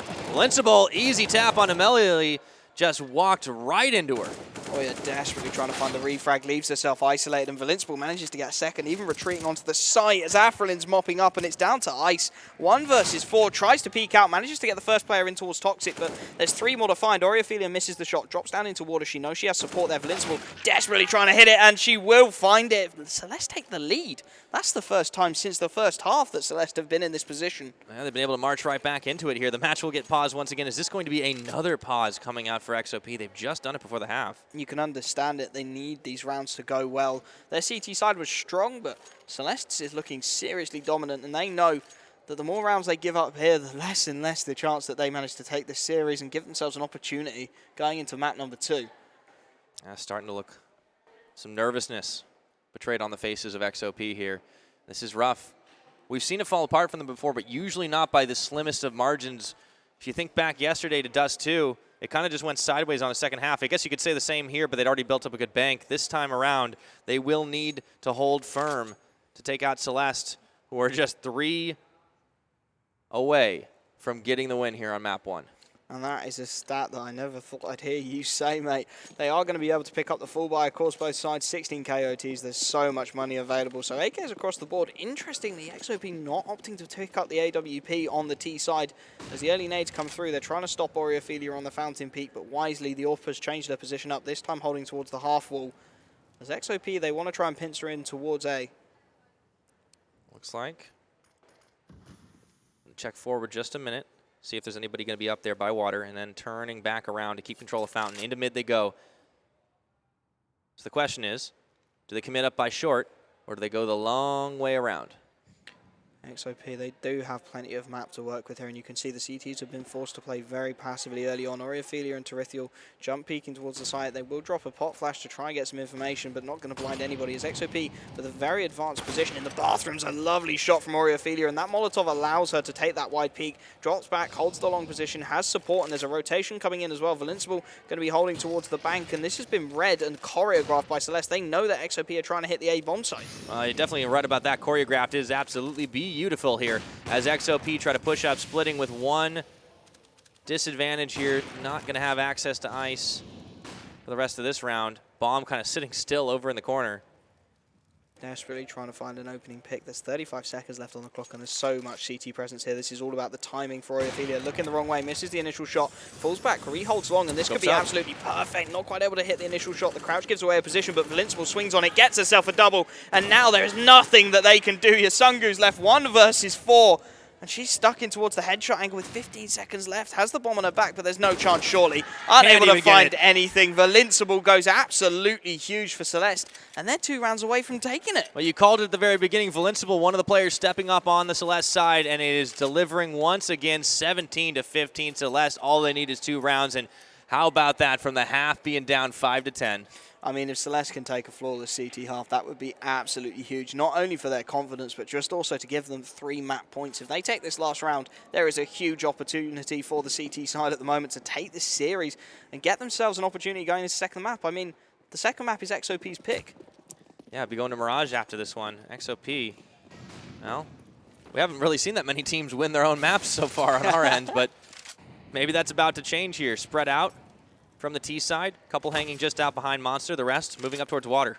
A couple of early tags coming in. You can see XOP, they're fully committed to this B bomb site hit. They have no presence towards A at all, and it looks like the CTs have read it as well. The rotation already coming in. Tarithiel going to offer up a 4th CT player towards this B bomb site. There is so much presence here for Celeste. They have been reading XOP throughout this half as the push is starting to come in now. XOP, they've got map control. They got a little bit of room to maneuver towards B. Can they hit their shots? I like this angle from Iceberg here, just trying to stay nice and low, not present a target, but they flushed it up by B. XOP are changing their mind. Spray's coming out through the walls. They're going over to A. And this is awkward, Celeste. Now, this looked like such a good read to begin with, but XOP completely changed up the formula, and it's going to be down to Oriophilia. She has got it all to do here. Drops the Molotov, but that's a little bit too late. We'll get the first shot. Looking for more. Can't quite find it. The turnaround. Here we go. So 4v4 right now, and there will be just enough time for the bomb plant. How fast can Celeste respond?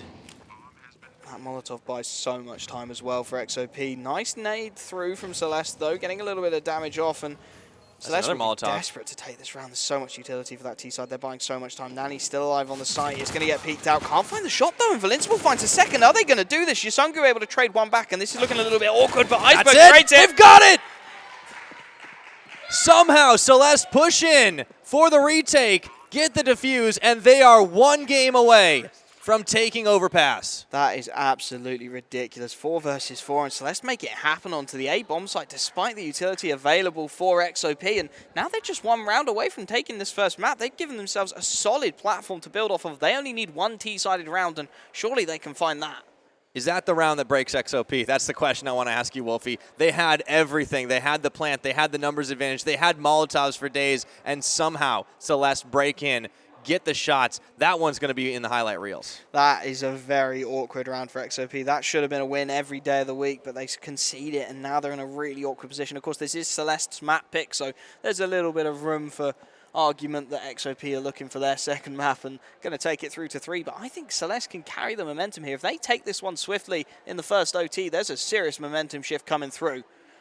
I think you're absolutely right here. Here's the replay. Started out with Vincible. Oh, boy. Getting that double tap and then everywhere. That was, of course, that was a couple rounds ago, I believe. This one is the one we're talking about. Oriophilia has just been so consistently good with that AWP and the frags, just going the way of the CT side so often. It's all too easy for Celeste to find those frags, to find those rounds. And you look at the stats, and there's players just fragging way higher on that Celeste side of things. They have so many more frags to their name, making it look very, very simple as they head to the T side. Oriophilia going to grab the AWP as it's the double AWP setup again for XOP. Oh, yes, indeed. Defuse gets as well. First tap on Oriophilia takes him down. Nanny. Oh, boy. And now the T's are rushing for it. Looks like it's going to be a B take. just changed their mind at the last possible second there. Oriofilia doing a really great job to get that opening pick. One of those AWPs immediately being dropped. And Celeste, they have so many options available now. They have that man advantage. They have a lot of map control to work with. They can go towards either site. You can see some aggression coming through, but Yasungu's got it locked down. Manages to find one. The trades are coming through, but Melili's dropped. This is going to be it, the plant down. down. This is a 2v4 situation. There's a lot of taps to work with, but still, this is not going to be easy.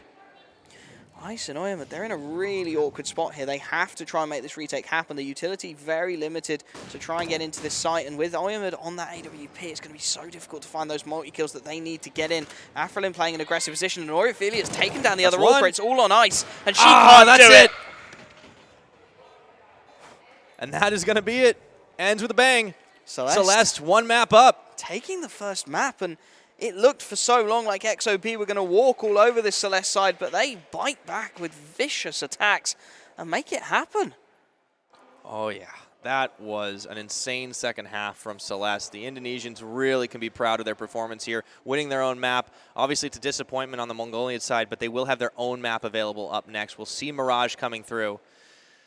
And I think if it's anything like that last one, Wolfie, this is definitely turning out to be a very spicy matchup. Oh, yeah, and I think we always knew it was going to be close and it was always going to be tight, but expecting an OT in the first map, that was not something we saw coming. Of course, both of these teams, there's not a lot of information about their maps, and clearly they're both very comfortable on Overpass. Yeah, well, I think Celeste, they were pretty happy that they were able to force the ban out on the Vertigo play, but Overpass, everybody knows how to play that one as well, and it was very close. It was down to the wire, but the momentum swing was just so massive for XOP, and we've seen this before. We saw this yesterday on Dust 2. I wonder what's going to happen when we go to Mirage.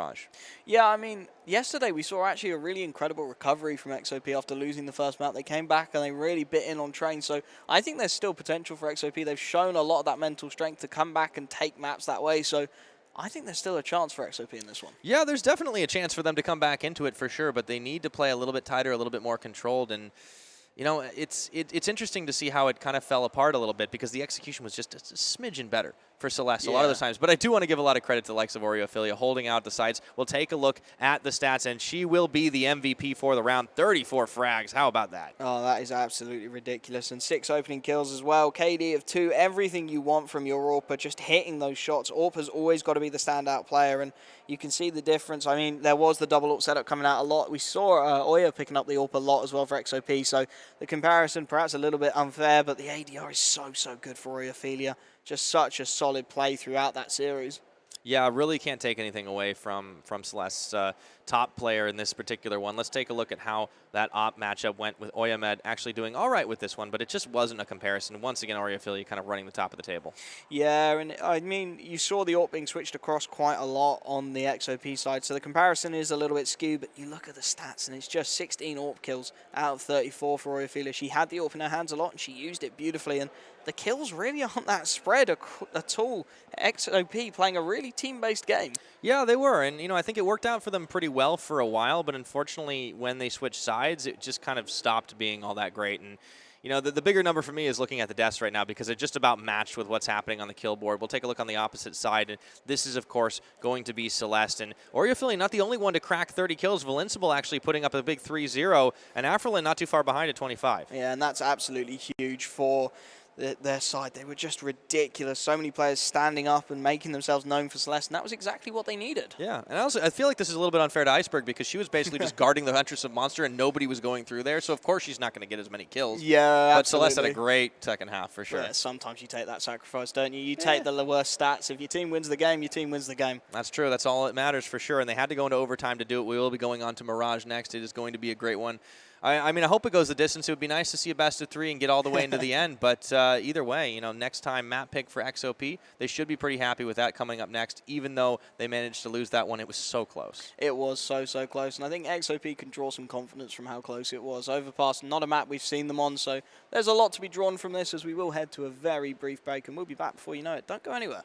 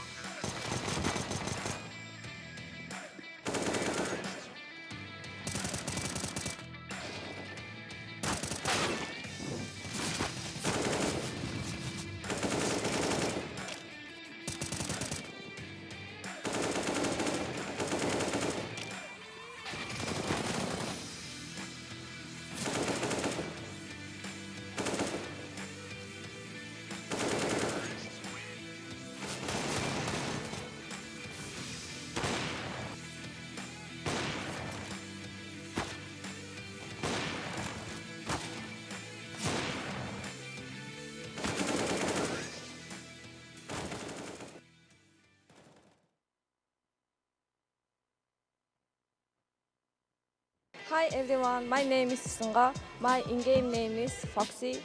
I am playing for XOP team, Mongolia. Бид нөөцийн тоглолтод нэлээд ихтэй байгаа болохоор бас багийн талаар нэг сайн судалж амжааг байгаа.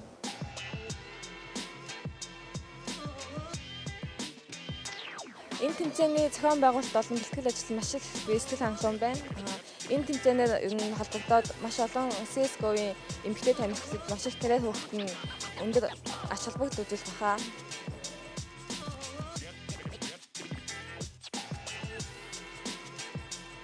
Бидний дэмждэг Монголынхаа бүх найзуудтай болон ер нь дэмжиж тусалсан байгууллагуудаа маш их баярлалаа гэж хэлмээр байна.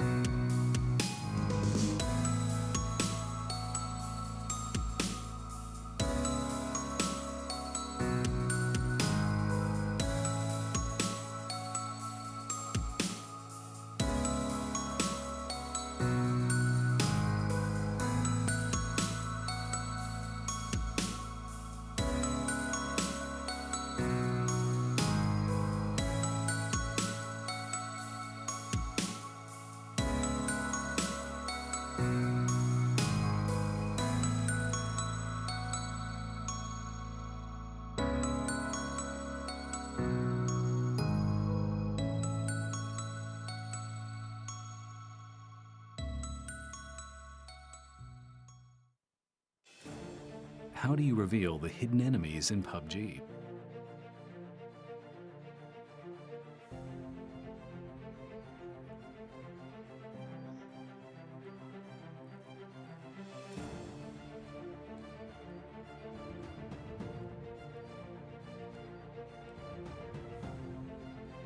Adjust the black equalizer to brighten darker areas, which makes it easier to spot enemies hiding in the shadows.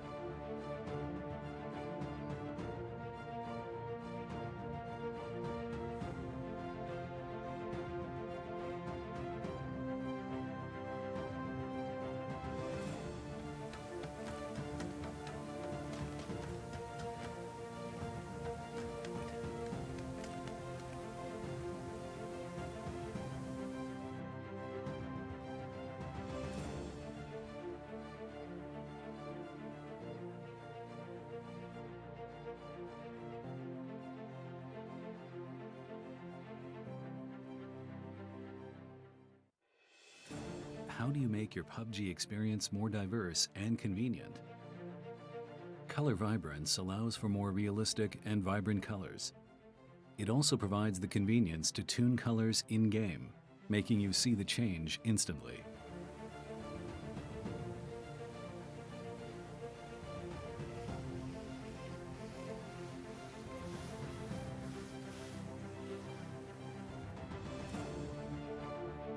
Save up to 3 different settings based on your preferences, and use the S switch to quickly change between those settings.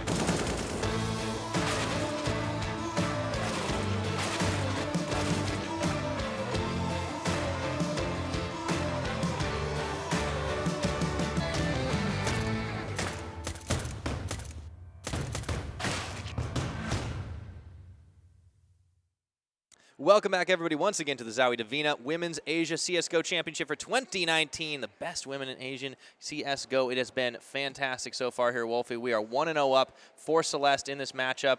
XOP a bit on the ropes, but they are going to their map next in Mirage. Yeah, and I think XOP, they've got to be feeling a little bit hard done by. They look so promising on the first half of that map, and we are already into things. It's a fast transition. I love it. XOP starting on the CT side. Celestè stuck on the T. Couple of smokes, 4 flashbangs to try and work their way in as Melody picks up the defuse kit for XOP. All right, it looks like the push is going to go through Palace right now, focusing on that A-site rush, and Nanny might have to back it off. Oyamed taking a lot of damage early on. Nanny dropping as well. Oyamed's still alive, not quite able to do it though. Afrelin takes her down, and now 4 versus 3. It's going to be a retake coming in for the CT side, and you can see so much aggression coming through from XOP. Afrelin even going to be grabbing that USPS and trying to go wide on the peak. Can't quite connect the shot, but 4 versus 3, there's still a man advantage. Afrelin the hits reload the timing. That's not what you want to see. Iceberg is able to get ice. Melody dropped down by Oreophilia. It's a 1v2 right now for Celestè. With the bomb planted, big advantage for them. All they need to do is take down Yusungu, who's pushing in onto the site. Oreophilia playing this one so smartly as well, just jumping around the boxes. It's taken down though. Hey, this is pretty even all of a sudden. Tarathiel, that's the peek out, taps onto Yusungu, down to 54 HP, but if he starts to defuse, he's going to force that reaction time. Tarathiel's buying so much time here, so intelligently played, just peeking out of Palace, making sure that bomb's not being defused. Yusungu unable to connect with the shot, so both players staying alive, although the late fight is going to come in. Tarathiel actually going to fall right at the end of things. I love it. Yusungu managed to get the moral victory at the end. They may not win the round, but you still stay alive. Celestè will care about one thing and one thing only, and that's taking that first round and getting the bomb down. All very important stuff, as they are going to be able to pick up 2 AKs in support of the SMGs going into the second round, so a fairly strong buy across the board. Yusungu has that armor, so might look to pick up a pistol in support of it, but besides that, no real cash at all for the CTs. All right, with that first buy, UMP's in tow here for Celestè. We'll see what they get done as they actually start moving very quickly towards B site. No, never mind, back down the middle. XOP, they're going to push straight out through the A ramp, getting so much information. Oreophilia has the AK-47. This could be a nice pickup, and the dinks will come through. The B-bomb site, of course, very isolated, so the bomb's going to go down for free, but that's an AK. XOP managing to recover a really strong rifle there, and that is not what Celestè would have intended. Bomb going to go down, 4 versus 4 on the retake. There's potential, or they can just opt to keep the AK, whichever they prefer. All right, the plant does go down here, so Celestè in a pretty good position to try and defend this one. It's going to force the reaction from Ice and Yusungu to actually come up through house. And with the even numbers, hard to see how this one is actually going to go. It's going to come down to that execution. Afrelin lighting up Yusungu on the UMP. Ice just trying to dance around the pillar there, giving herself as much of a chance to find damage as she can. And of course, the more SMGs you take away, the better. But Afrelin has that spray down, taking the head off of Ice and looking for more. Melody goes down, and Afrelin is just cleaning up house here. Nanny, the last one alive, but she's got the AK-47. She's saving that one in towards the A ramp, wants to keep it for round number 3. Well, the bomb will blow. That's going to be another one for Celestè here. And there is that save for Nanny. But XOP down the first 2 rounds. Can't afford to give up too many more or let the game get away from them. This is their map pick, but we'll see how it goes.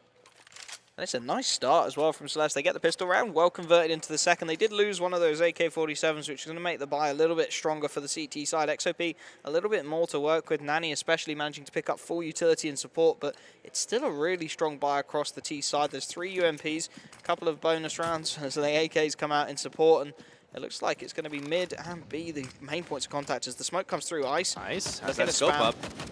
Not through the smoke. You're not going to get much. Unfortunately, she gets tapped pretty heavily down to 10 HP. Really nice play from Celestè. They read the positioning to perfection, followed the tracers. Now they're going to let it go up short, but Nanny's covering it for the time being as Ice does take a nade to the face.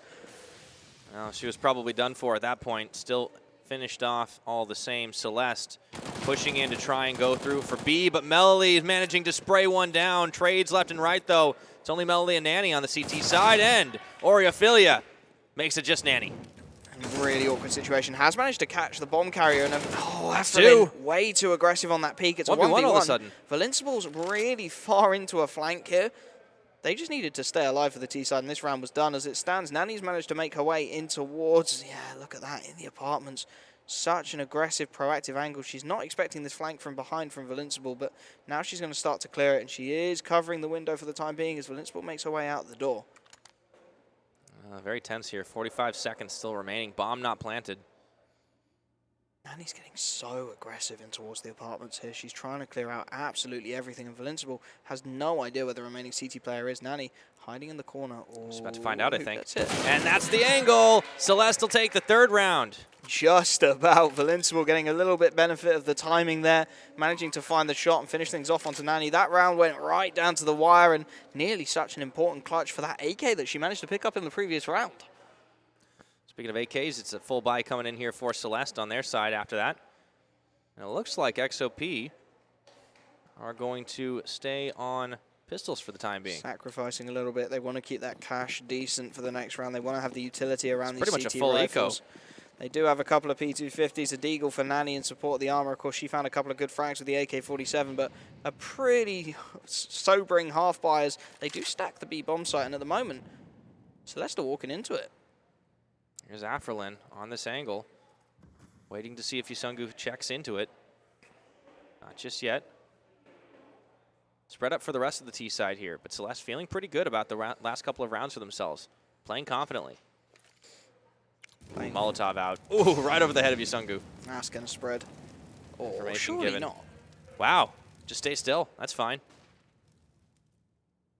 The bomb, meanwhile, though, still towards the top of mid. And they should get a read on this at some point. Nani's nice and aggressive towards the A ramp, and that might tempt Celeste in towards the B bomb site, but the bomb is making its way up connector, and it looks like a well-read situation from the T side of Celeste. They're going to make their way out on towards A, and Nani is going to get spotted trying to creep down the ramp. Boy, An it's easy a free shot. plant. And that is in a free round as well. Afrelin just bails from the situation, not even going to give the AK-47 up, and you can see Ice desperate to try and catch something, and we'll get a little bit of fear into the minds of Celeste. Not quite able to connect on the shot, but does push the bomb plant a little. Not much that XOP, they really are in an awkward situation here. There's not much they can do at all. They have a few P250s to try and work it, and they're basically just looking for exit frags.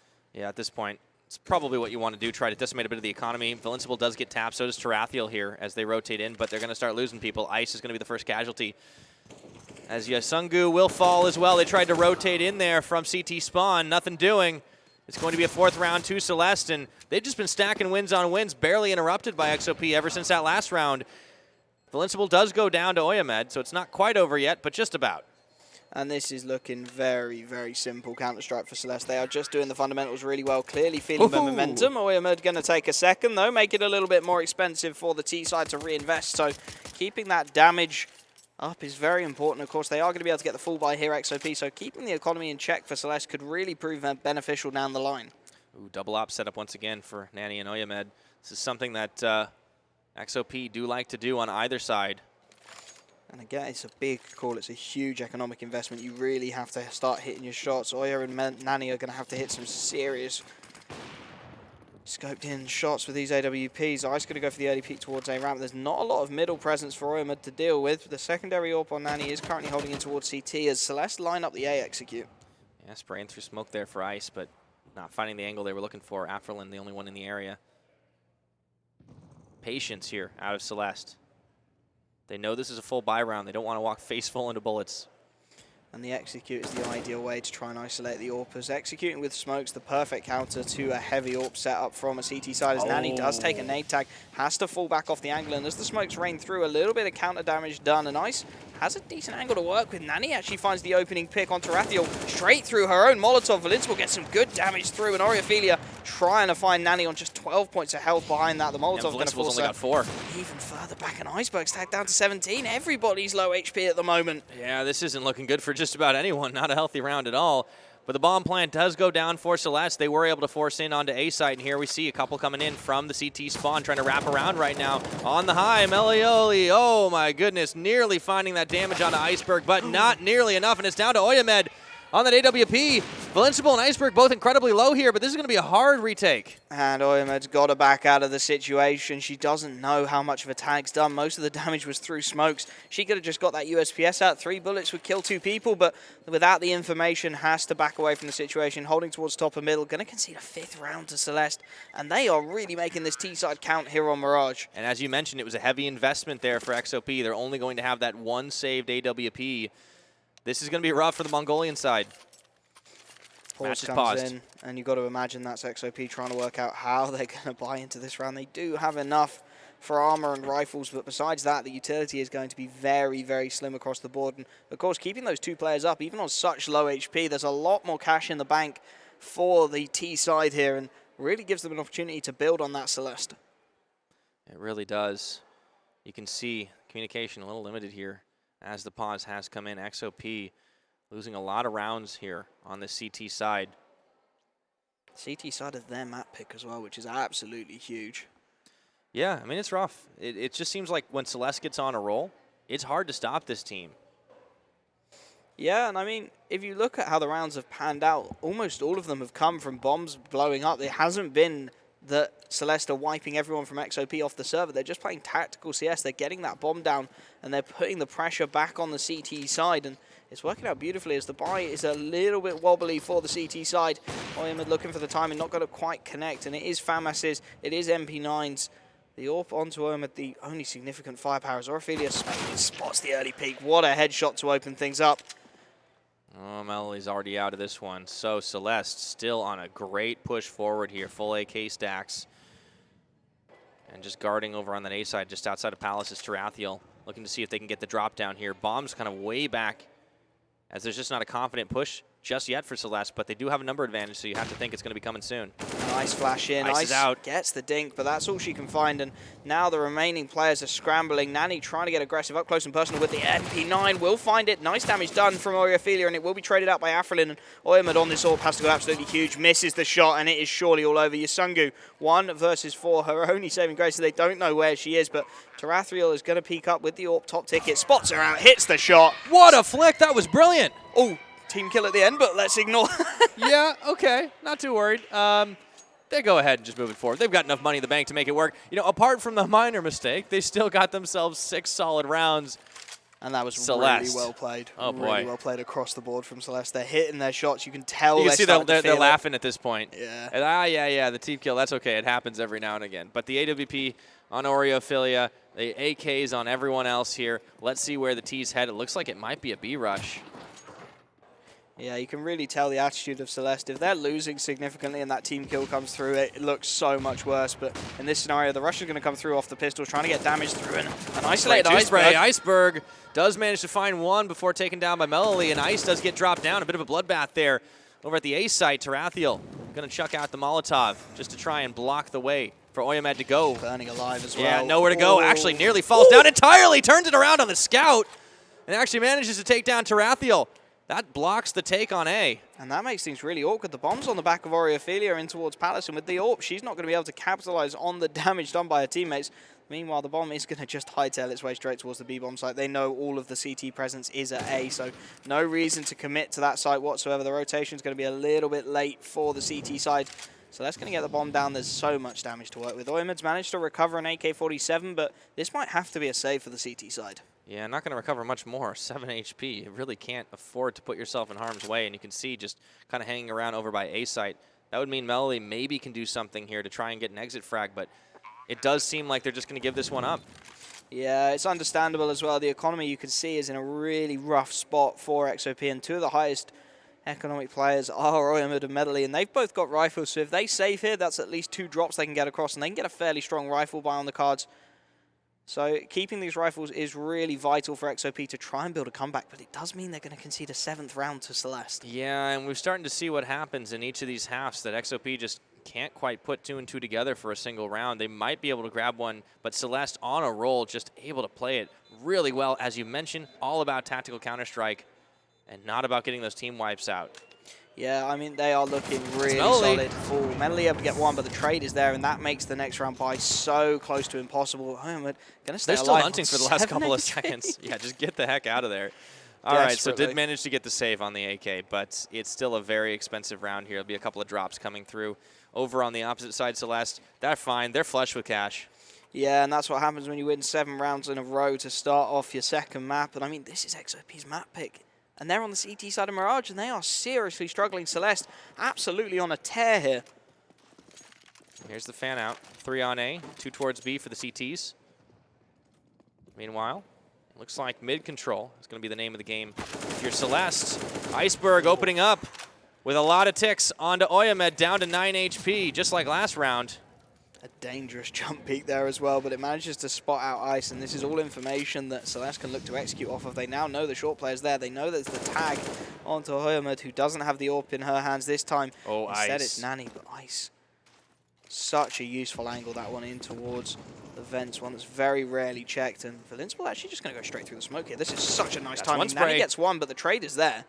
Nice on to Oyamad, but yeah, Afrelin and Iceberg all going to get a drop. Valinspel getting lit up here. Tarathiel trying to even it out, but Nanny not falling down just yet. It's a 2v3, but Nanny might as well be out of the picture unless you can get that op shot. Looking at A, that's going to be where the bomb plant goes down, potentially for Celeste here. XOP, they do have numbers advantage. Here comes Yusungu. Oh, not for long. Yusungu on this flank is absolutely huge. They have no idea in her positioning as Oriophilia finds Nani. It's a 2 versus 1. Yusungu in an awkward spot manages to pick up the first. Oriophilia has the AWP though. This is dangerous. Needs to get that peek. Taps the bomb, swings wide on the left. Oh, and a big cheer goes up for Celeste. Oriophilia holds the charge. An absolutely huge clutch from her, and it keeps that flawless record. It keeps the pressure on XOP. Every time they do this, it becomes a little bit more of a high-pressure situation for the CT side, and every chance they get, you can see Celeste are just twisting the knife now, 8-0. XOP down one round already. They can't afford to take the loss here, and they lost such a narrow best of 3 yesterday. Got to be feeling a little bit hard done by, especially after that first map goes by in OT, but now's not the time for feeling sorry for yourselves. XOP, they're calling the timeout, they're discussing the tactics. They just need to start getting rounds on the board. You need to just get one. Just having something on the scoreboard gives you at least a bit of a mental confidence. Hey, we did this. We actually can do it. But you just stack loss after loss after loss, and you can't pick anything up for yourself. It's just demoralizing. Yeah, exactly. And I mean, they're getting a decent full buy out. They've got the Orgs, they've got Famases, one M4 available as well. So it's a really strong buy despite the situation they're stuck in. That loss bonus maxed out. Max loss bonus makes it a little bit easier. Oriophilia again on the AWP, going for that fast mid pick against Ice, who's only on the Famas. Jumps out the window, dodges down into underpass. A little bit of a different play coming out from XOP this time. They're going to take a little bit of time for themselves. Looks like establishing some mid control is the name of the game. Going down through that, and Ice managing to get a good frag out. Melody, though, is going to fall as well as her. And that's just an advantageous trade. Yusungu does turn it around onto Tarathiel. So it's a very quick 3v3 situation right now. And it looks like B is the play. Yeah, Bomb's starting to commit itself to B. The rotation is coming in for Oyamud, and it's all down to Yusungu at this point. She has to stay alive. She has to buy time for her team to rotate into the site. Gets the initial frag, and that's absolutely huge. Afrelin fires a little bit too early. Will find the trade, though. 2 versus 2. Short plant coming in, and Oriophilia, this bomb is going to be planted for her.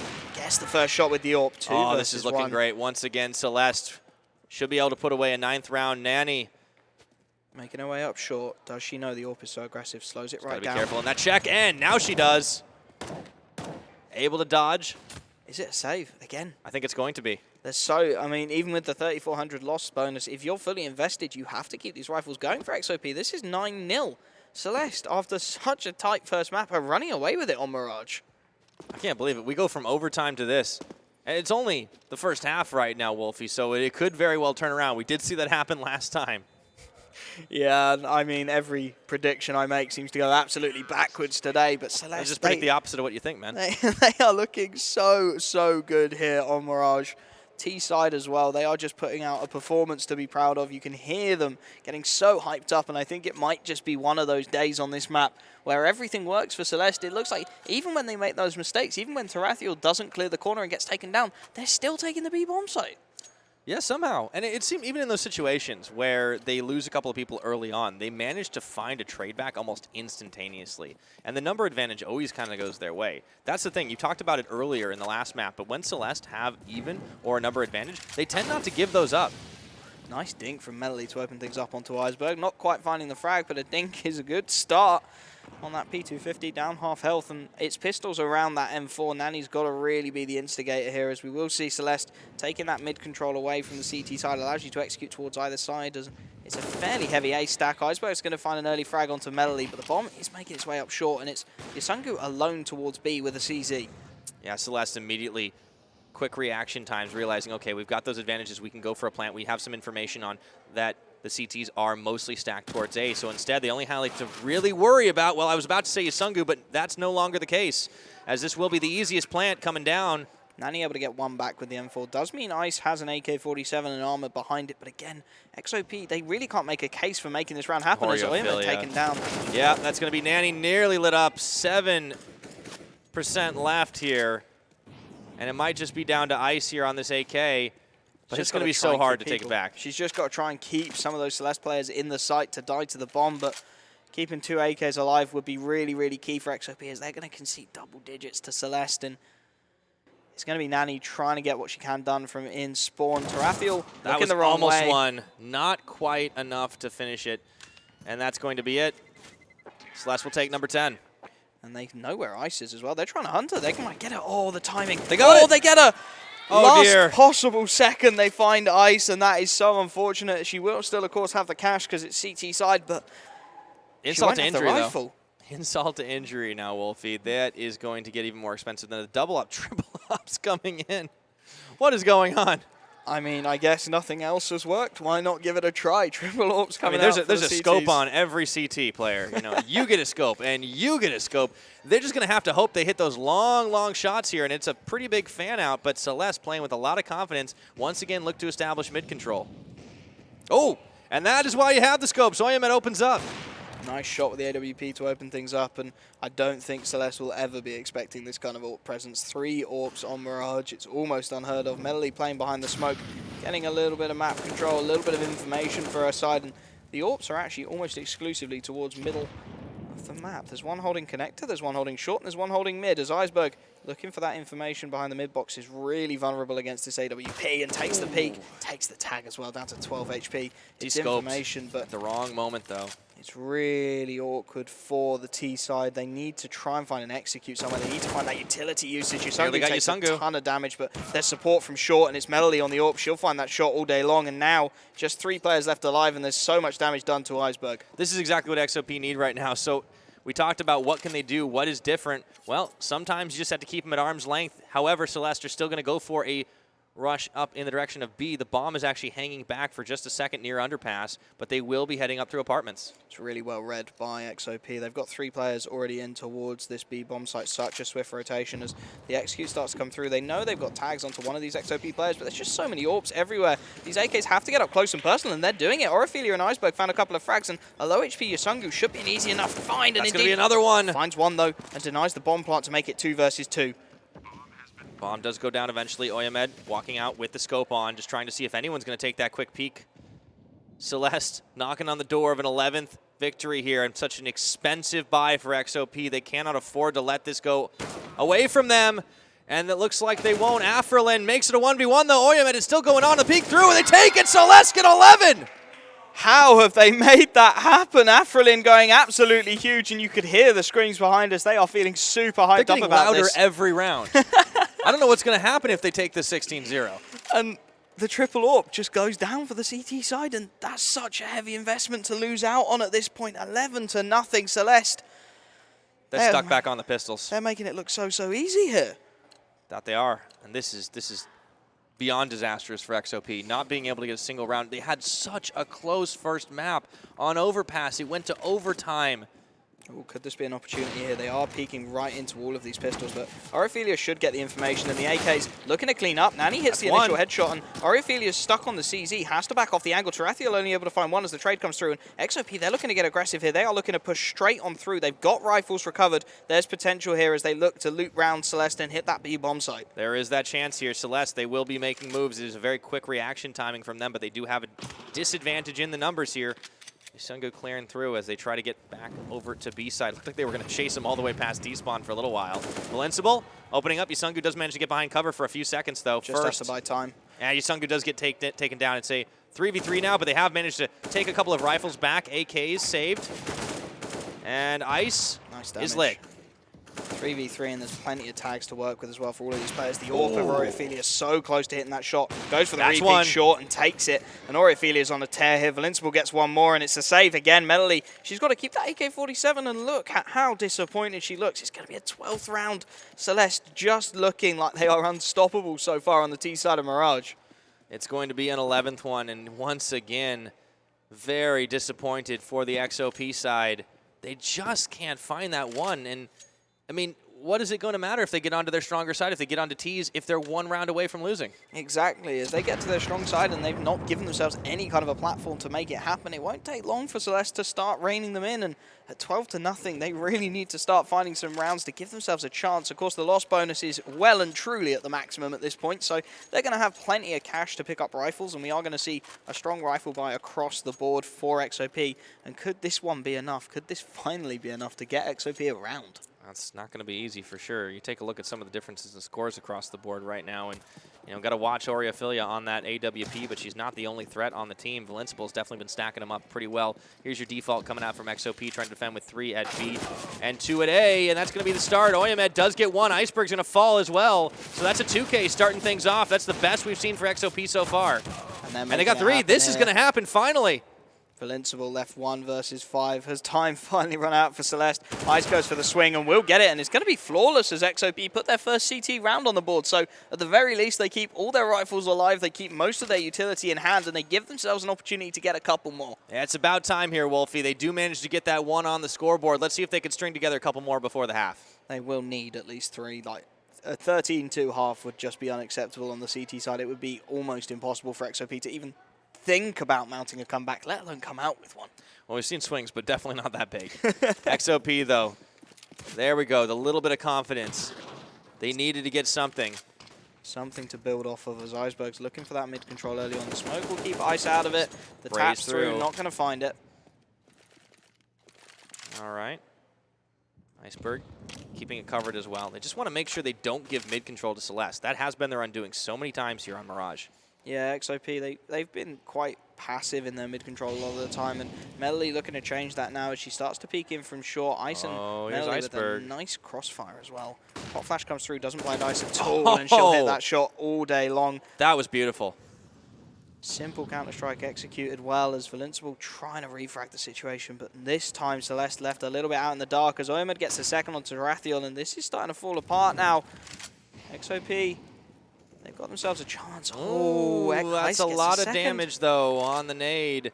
Oyamed taken pretty low, but it's just down to Afrelin and nowhere near the bomb to try and pick this one up. So XOP will be able to get another one. Afrelin, see if she goes for the save here, or she's trying to go for the long rotate onto the to get the bomb. And the interesting thing is XOP are keeping all 5 players alive here. It looks like they've just started to come into this game. At 12-1, they took them 13 rounds, but they managed it. And they keep all 5 alive again. There's tags to work with, but Celeste finally finding themselves at a bit of a loss as to how to dismantle this attack from XOP. CT side finally starting to click. Well, it is about to be the round, so for XOP, it is better late than never, but they will be switching it up after this. And one more round to go to see if they can stack a third one and at least build a decent bit of a buffer. Yeah, they need this third one, and then almost immediately after, they have to win the pistol. If they don't win this pistol round coming up very shortly, they will be in an awful position. They do get a strong full buyout, and you can see finally Celeste forced back onto Galil's, mostly AK-47s, and still a fair amount of utility as well for the T side, so nothing to be complaining about, but it's a much stronger buy on the CTs. XOP, they do get the double AWPs out, splitting them between the sites. Melody's got one towards short, and then he's got one in the mid window. Looks like this time Celeste really want to commit towards A. Most of their players stacked by ramp. Full nades, full execute. The Molotov buys a little bit of time for the CT side, though, and it's Ice, one of their top players, getting the spray, gets the first frag, and she's keeping them in the ramp, but Oriophilia trades instantly, and it's Nanny on the AWP to try and capitalize, gets one frag back, and so much damage coming through those smokes.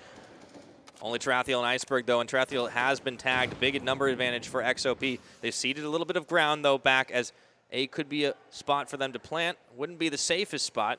Tarathiel in a really awkward position, stuck in sandwich with the bomb. There needs to be some frags going the way of Celeste before things really look to accelerate towards the end of this round, and it's completely locked in Tarathiel. She's in a really awkward spot. Melody's got the AWP in towards jungle, so she's locking the cross. Nanny's going to go peek mid, make sure there's no T-sided presence there, and time is actually the friend of Celeste at the moment. You can see the CT's a little bit conscious that the rotation may have come in here, so they've backed a couple of players towards B, and that's going to allow an opportunity for Celeste to get back out as they throw this flash, and Iceberg gets the initial pick. The bomb has to make its way across. Melody spots the player but doesn't catch her, so the plant's going to go down 3v2 for the last round of the half.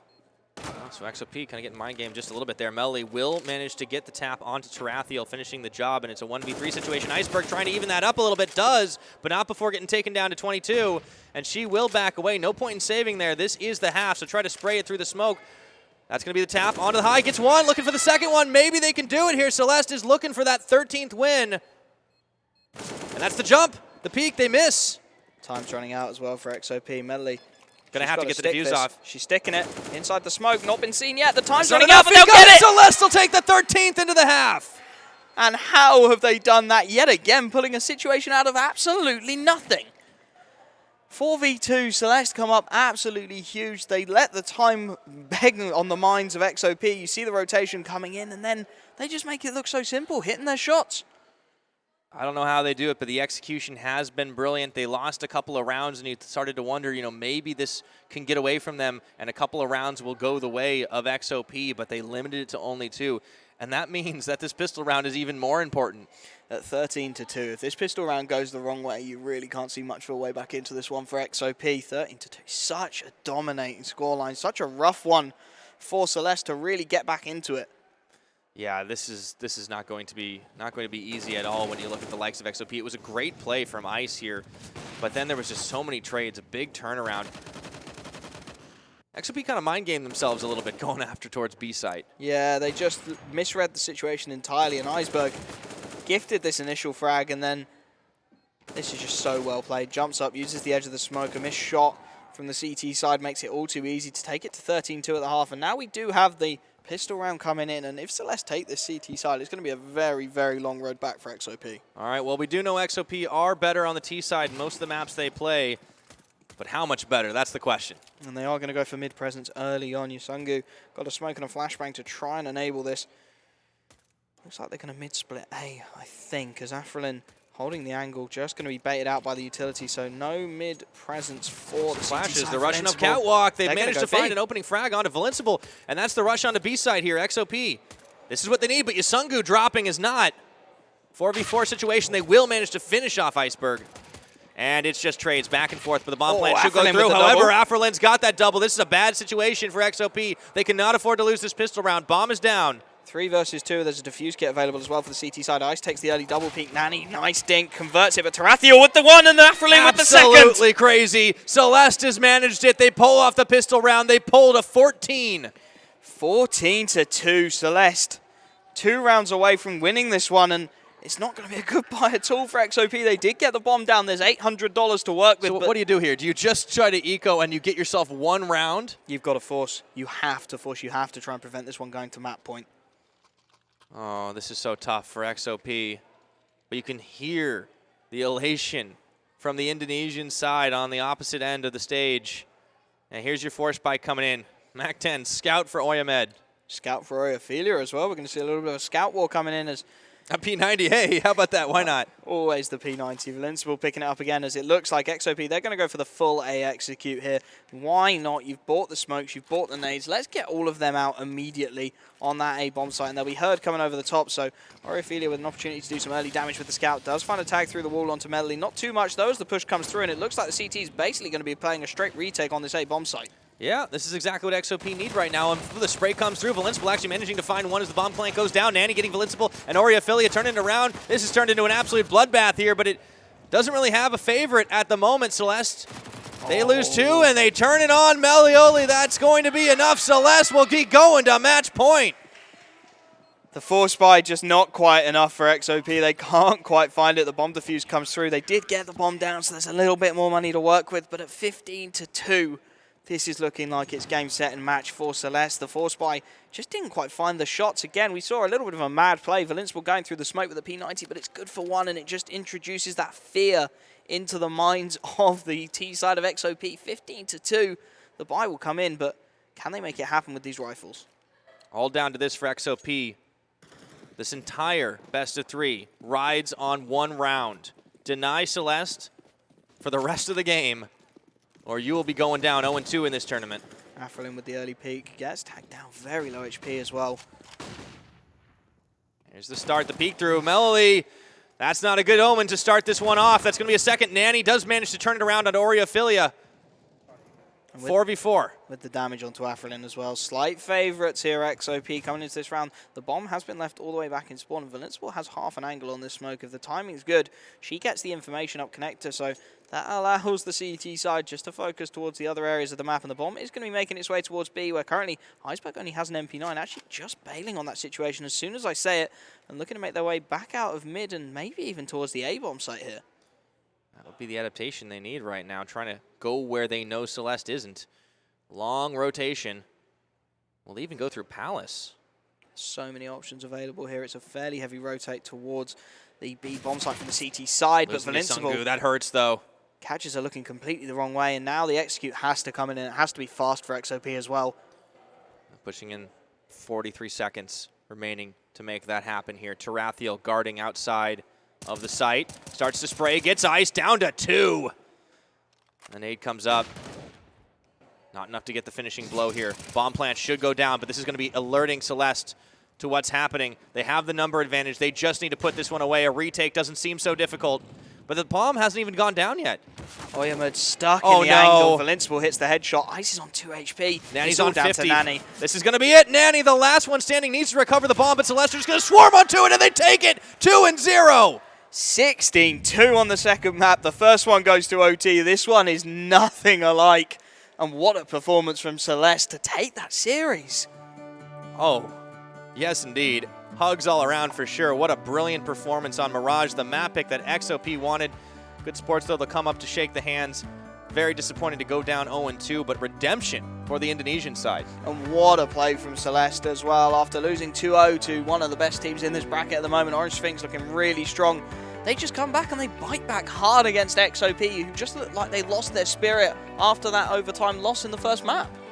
I think you're absolutely right here, and it's just unfortunate. They started out, of course, on the CT side, you know, well, maybe get that out of the way a little bit, but unfortunately there wasn't much to get out of the way. They only had a tiny little bit of room to recover, and I think if we'd have seen them on the Ts from the very beginning, it might have been a different round. It's really hard to say, but there are some glaring weaknesses there on the XOP roster, and you know, I hate to say it. I would like to see a little bit more from them. Yeah, I think they definitely could have provided a little bit more today. Ice looked quiet throughout both maps of the series, and they just didn't really click on all cylinders. We saw them. They could really push teams to the wire. They pushed MBT. Well, I mean, look back to the first half on Overpass when they were on the T side. They actually looked really solid. It was a 10-5 scoreline at the half, and we thought, okay, well, this is XOP leading the charge. But there's just such a disparity between their T and TTs, and that is one of the issues. And maybe it's only limited on some of the maps that we've seen so far, but you're only playing a handful of best-of-3s over the course of this tournament. You need to be consistent. Let's take a look at our numbers. Speaking of consistent, Afrelin, she did step it up pretty well, and she's the MVP for Celeste. And a 2.25 KD is always impressive. You can forgive the lack of kills considering how short that second map was. And you look at the scores like top rating, Oyamud really struggled to get anything done. 65 ADR, 123 for Afrelin, and that really says it all. The damage is just there for Celeste, and it isn't for XOP. Now, Celeste, they just knew exactly what they were doing that time around, and they were able to make it happen on the T side of Mirage, pretty much just owning it entirely. Oreophilia, of course, on the Sniper will have a much better KD ratio than Nanny did, and there were a lot of op investments on both sides, but XOP, they were the ones going for the double op, so there was always going to be a bit of a split. Yeah, and I think Nanny's a little bit unfortunate in these statistics, but it just didn't show up across the series. The AWPs just weren't as effective for XOP as they were for Celeste. Every time Oreophilia had that AWP in her hand, you thought something awesome was going to happen. And I mean, these stats, again, the kills are so well spread. Everybody's contributing. Everybody's putting their bit in and making the win happen for Celeste. Yeah, and Afrelin might be the standout for this particular match, but it is very much a team game, and I think they'll be very happy with their performance here today going forward. On the opposite side for XOP, you can see the split was there. You talked about Ice being quiet. Yeah, only 8 kills on Mirage. Unfortunate for her. And, you know, it is hard to see something like that happening, but XOP, they just lost it pretty big on the CT side. Yeah, they just really don't show up on CT sides, do they? And the problem is if you've got such a disparity between those two sides, then if you go on the CT side you need to be that much better when you're on Ts. Exactly, and you just don't provide yourselves with a platform to really build on the T side. Yeah, and that's the rough thing. You know, I thought they could have maybe, after that first map, forced it out to a third, and we would have been able to see Inferno, but Mirage just really tripped them up. It was kind of Dust 2 all over again, but a little bit worse. Yeah, exactly, and you've got to wonder if maybe letting Mirage slip into the map pool was a mistake. I can understand the Vertigo ban almost immediately, but they picked that map, and it just didn't look like they should have. Yeah, we can question it all day, right? Because it always is hindsight's 2020. But at the end of the day, Celeste was just a much better team in that particular instance on the execution. It was very close, but in the total map score with the overtime and overpass. But that's the issue, is it was just so back and forth. The momentum had already built for Celeste by the time they went over to Mirage, and we are going to an interview right now. 取得比赛的胜利，那我们这边也是邀请了 Celestè 来做一个简单的采访。那就是从昨天的比赛，我们看到他们其实打的时候是比较安静的，也比较没有就听到很多交流。不过今天我们在导播间都可以听得到，他们不停的在呼喊，不停的在做一些很流畅的一些沟通。那昨天到今天是产生了一些什么样的变化 ？So first question. Congratulations once again. Thank you. And to start it off, yesterday you guys seemed kind of quiet and you guys were still adjusting to the land settings and atmosphere. But today, even in the production room, we can hear you guys like just yelling and screaming and like communicating all the time. Can you tell us what has changed since yesterday? I don't think like we changed much. We just talked about it and we communicate a lot. We said we should communicate a lot because we learned from our mistakes yesterday. And then we thought that this is all or nothing. So yeah, nothing to lose. So you guys just relax. Yeah, just relax. Wow. Okay. 对，也是说到，就是他们昨天也是意识到可能交流比较少一下，今天也觉得已经没有退路了，所以也就是放开来打，然后就是不停的做了很多的沟通。那现在要问的第二个问题就是，我们刚刚也看到荒漠迷城他们打得非常非常的强势，非常的好，就跟今天第一场比赛的时候也是如此。我们看到 Orange 也有一个很强势的表现。那在昨天他们已经输给 Orange， 可当时并没有选这张图的情况下，如果在接下来几天再次碰到对方的话，是否会想要选这张图 ？So for the second question, you guys had a really dominant Mirage performance, and earlier today we also saw that Orange had a similar kind of performance on Mirage. You guys faced them yesterday. And you guys might do it again in the future, next couple of days. If you guys were to play them again, is Mirage going to be something that you guys consider? No, actually, Mirage is not our map. We never practice in Mirage. We never really thought that we're going to play Mirage because we thought that we're going to ban it first. But then we saw our Dust 2, so that we decided to ban Dust 2 instead of Mirage. But we didn't expect actually that we will win Mirage because we were looking forward to play Inferno, but I don't know, like they're just I don't know, they're just playing very good, my teams.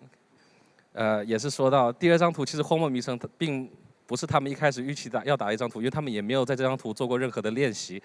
他们原本是想要打第三张图 Inferno 的，不过当时他们在 BP 的时候也是想到昨天他们打杀2的一个情况，觉得自己杀2不是很稳定，所以最终也是选出了荒漠迷城，然后等着要打第三张图 Inferno。没想到就队友发挥这么好，然后就拿下这张图了。Last question. So tomorrow you might have to play 2 best of 3s, and like you told me before, and that team just formed right before this event. Yes. So having to play possibly 2 best of 3s tomorrow, how will you guys prepare for it? We really haven't even thought about it, but I think we just will talk about it tonight and decide what kind of maps we want and what kind of strategy would we use. So I think it's up to later. Will you be taking it like match by match, just like figure out your opponent Yes. tomorrow first and then Yes. see how it goes? Match by match, because that's how we did it today. Just focus on one, then focus on the other. 第三个问题，刚刚也是问到说，就是如果明天打得顺利的话，可能要打2场 BO3，他们接下来怎么为这个比赛、这个明天的赛事做一个准备。然后他也是说到了，就是我们一场一场的看，今天回去先看一下一些录像，然后再讨论一下要打什么地图，然后最终再决定。然后也不要急，不要想太后面的事情，先一场一场的稳下来。那我们采访到这里结束了So congratulations once again. Thank you. 然后我们在这边也稍作休息一下，期待下一场精彩的比赛。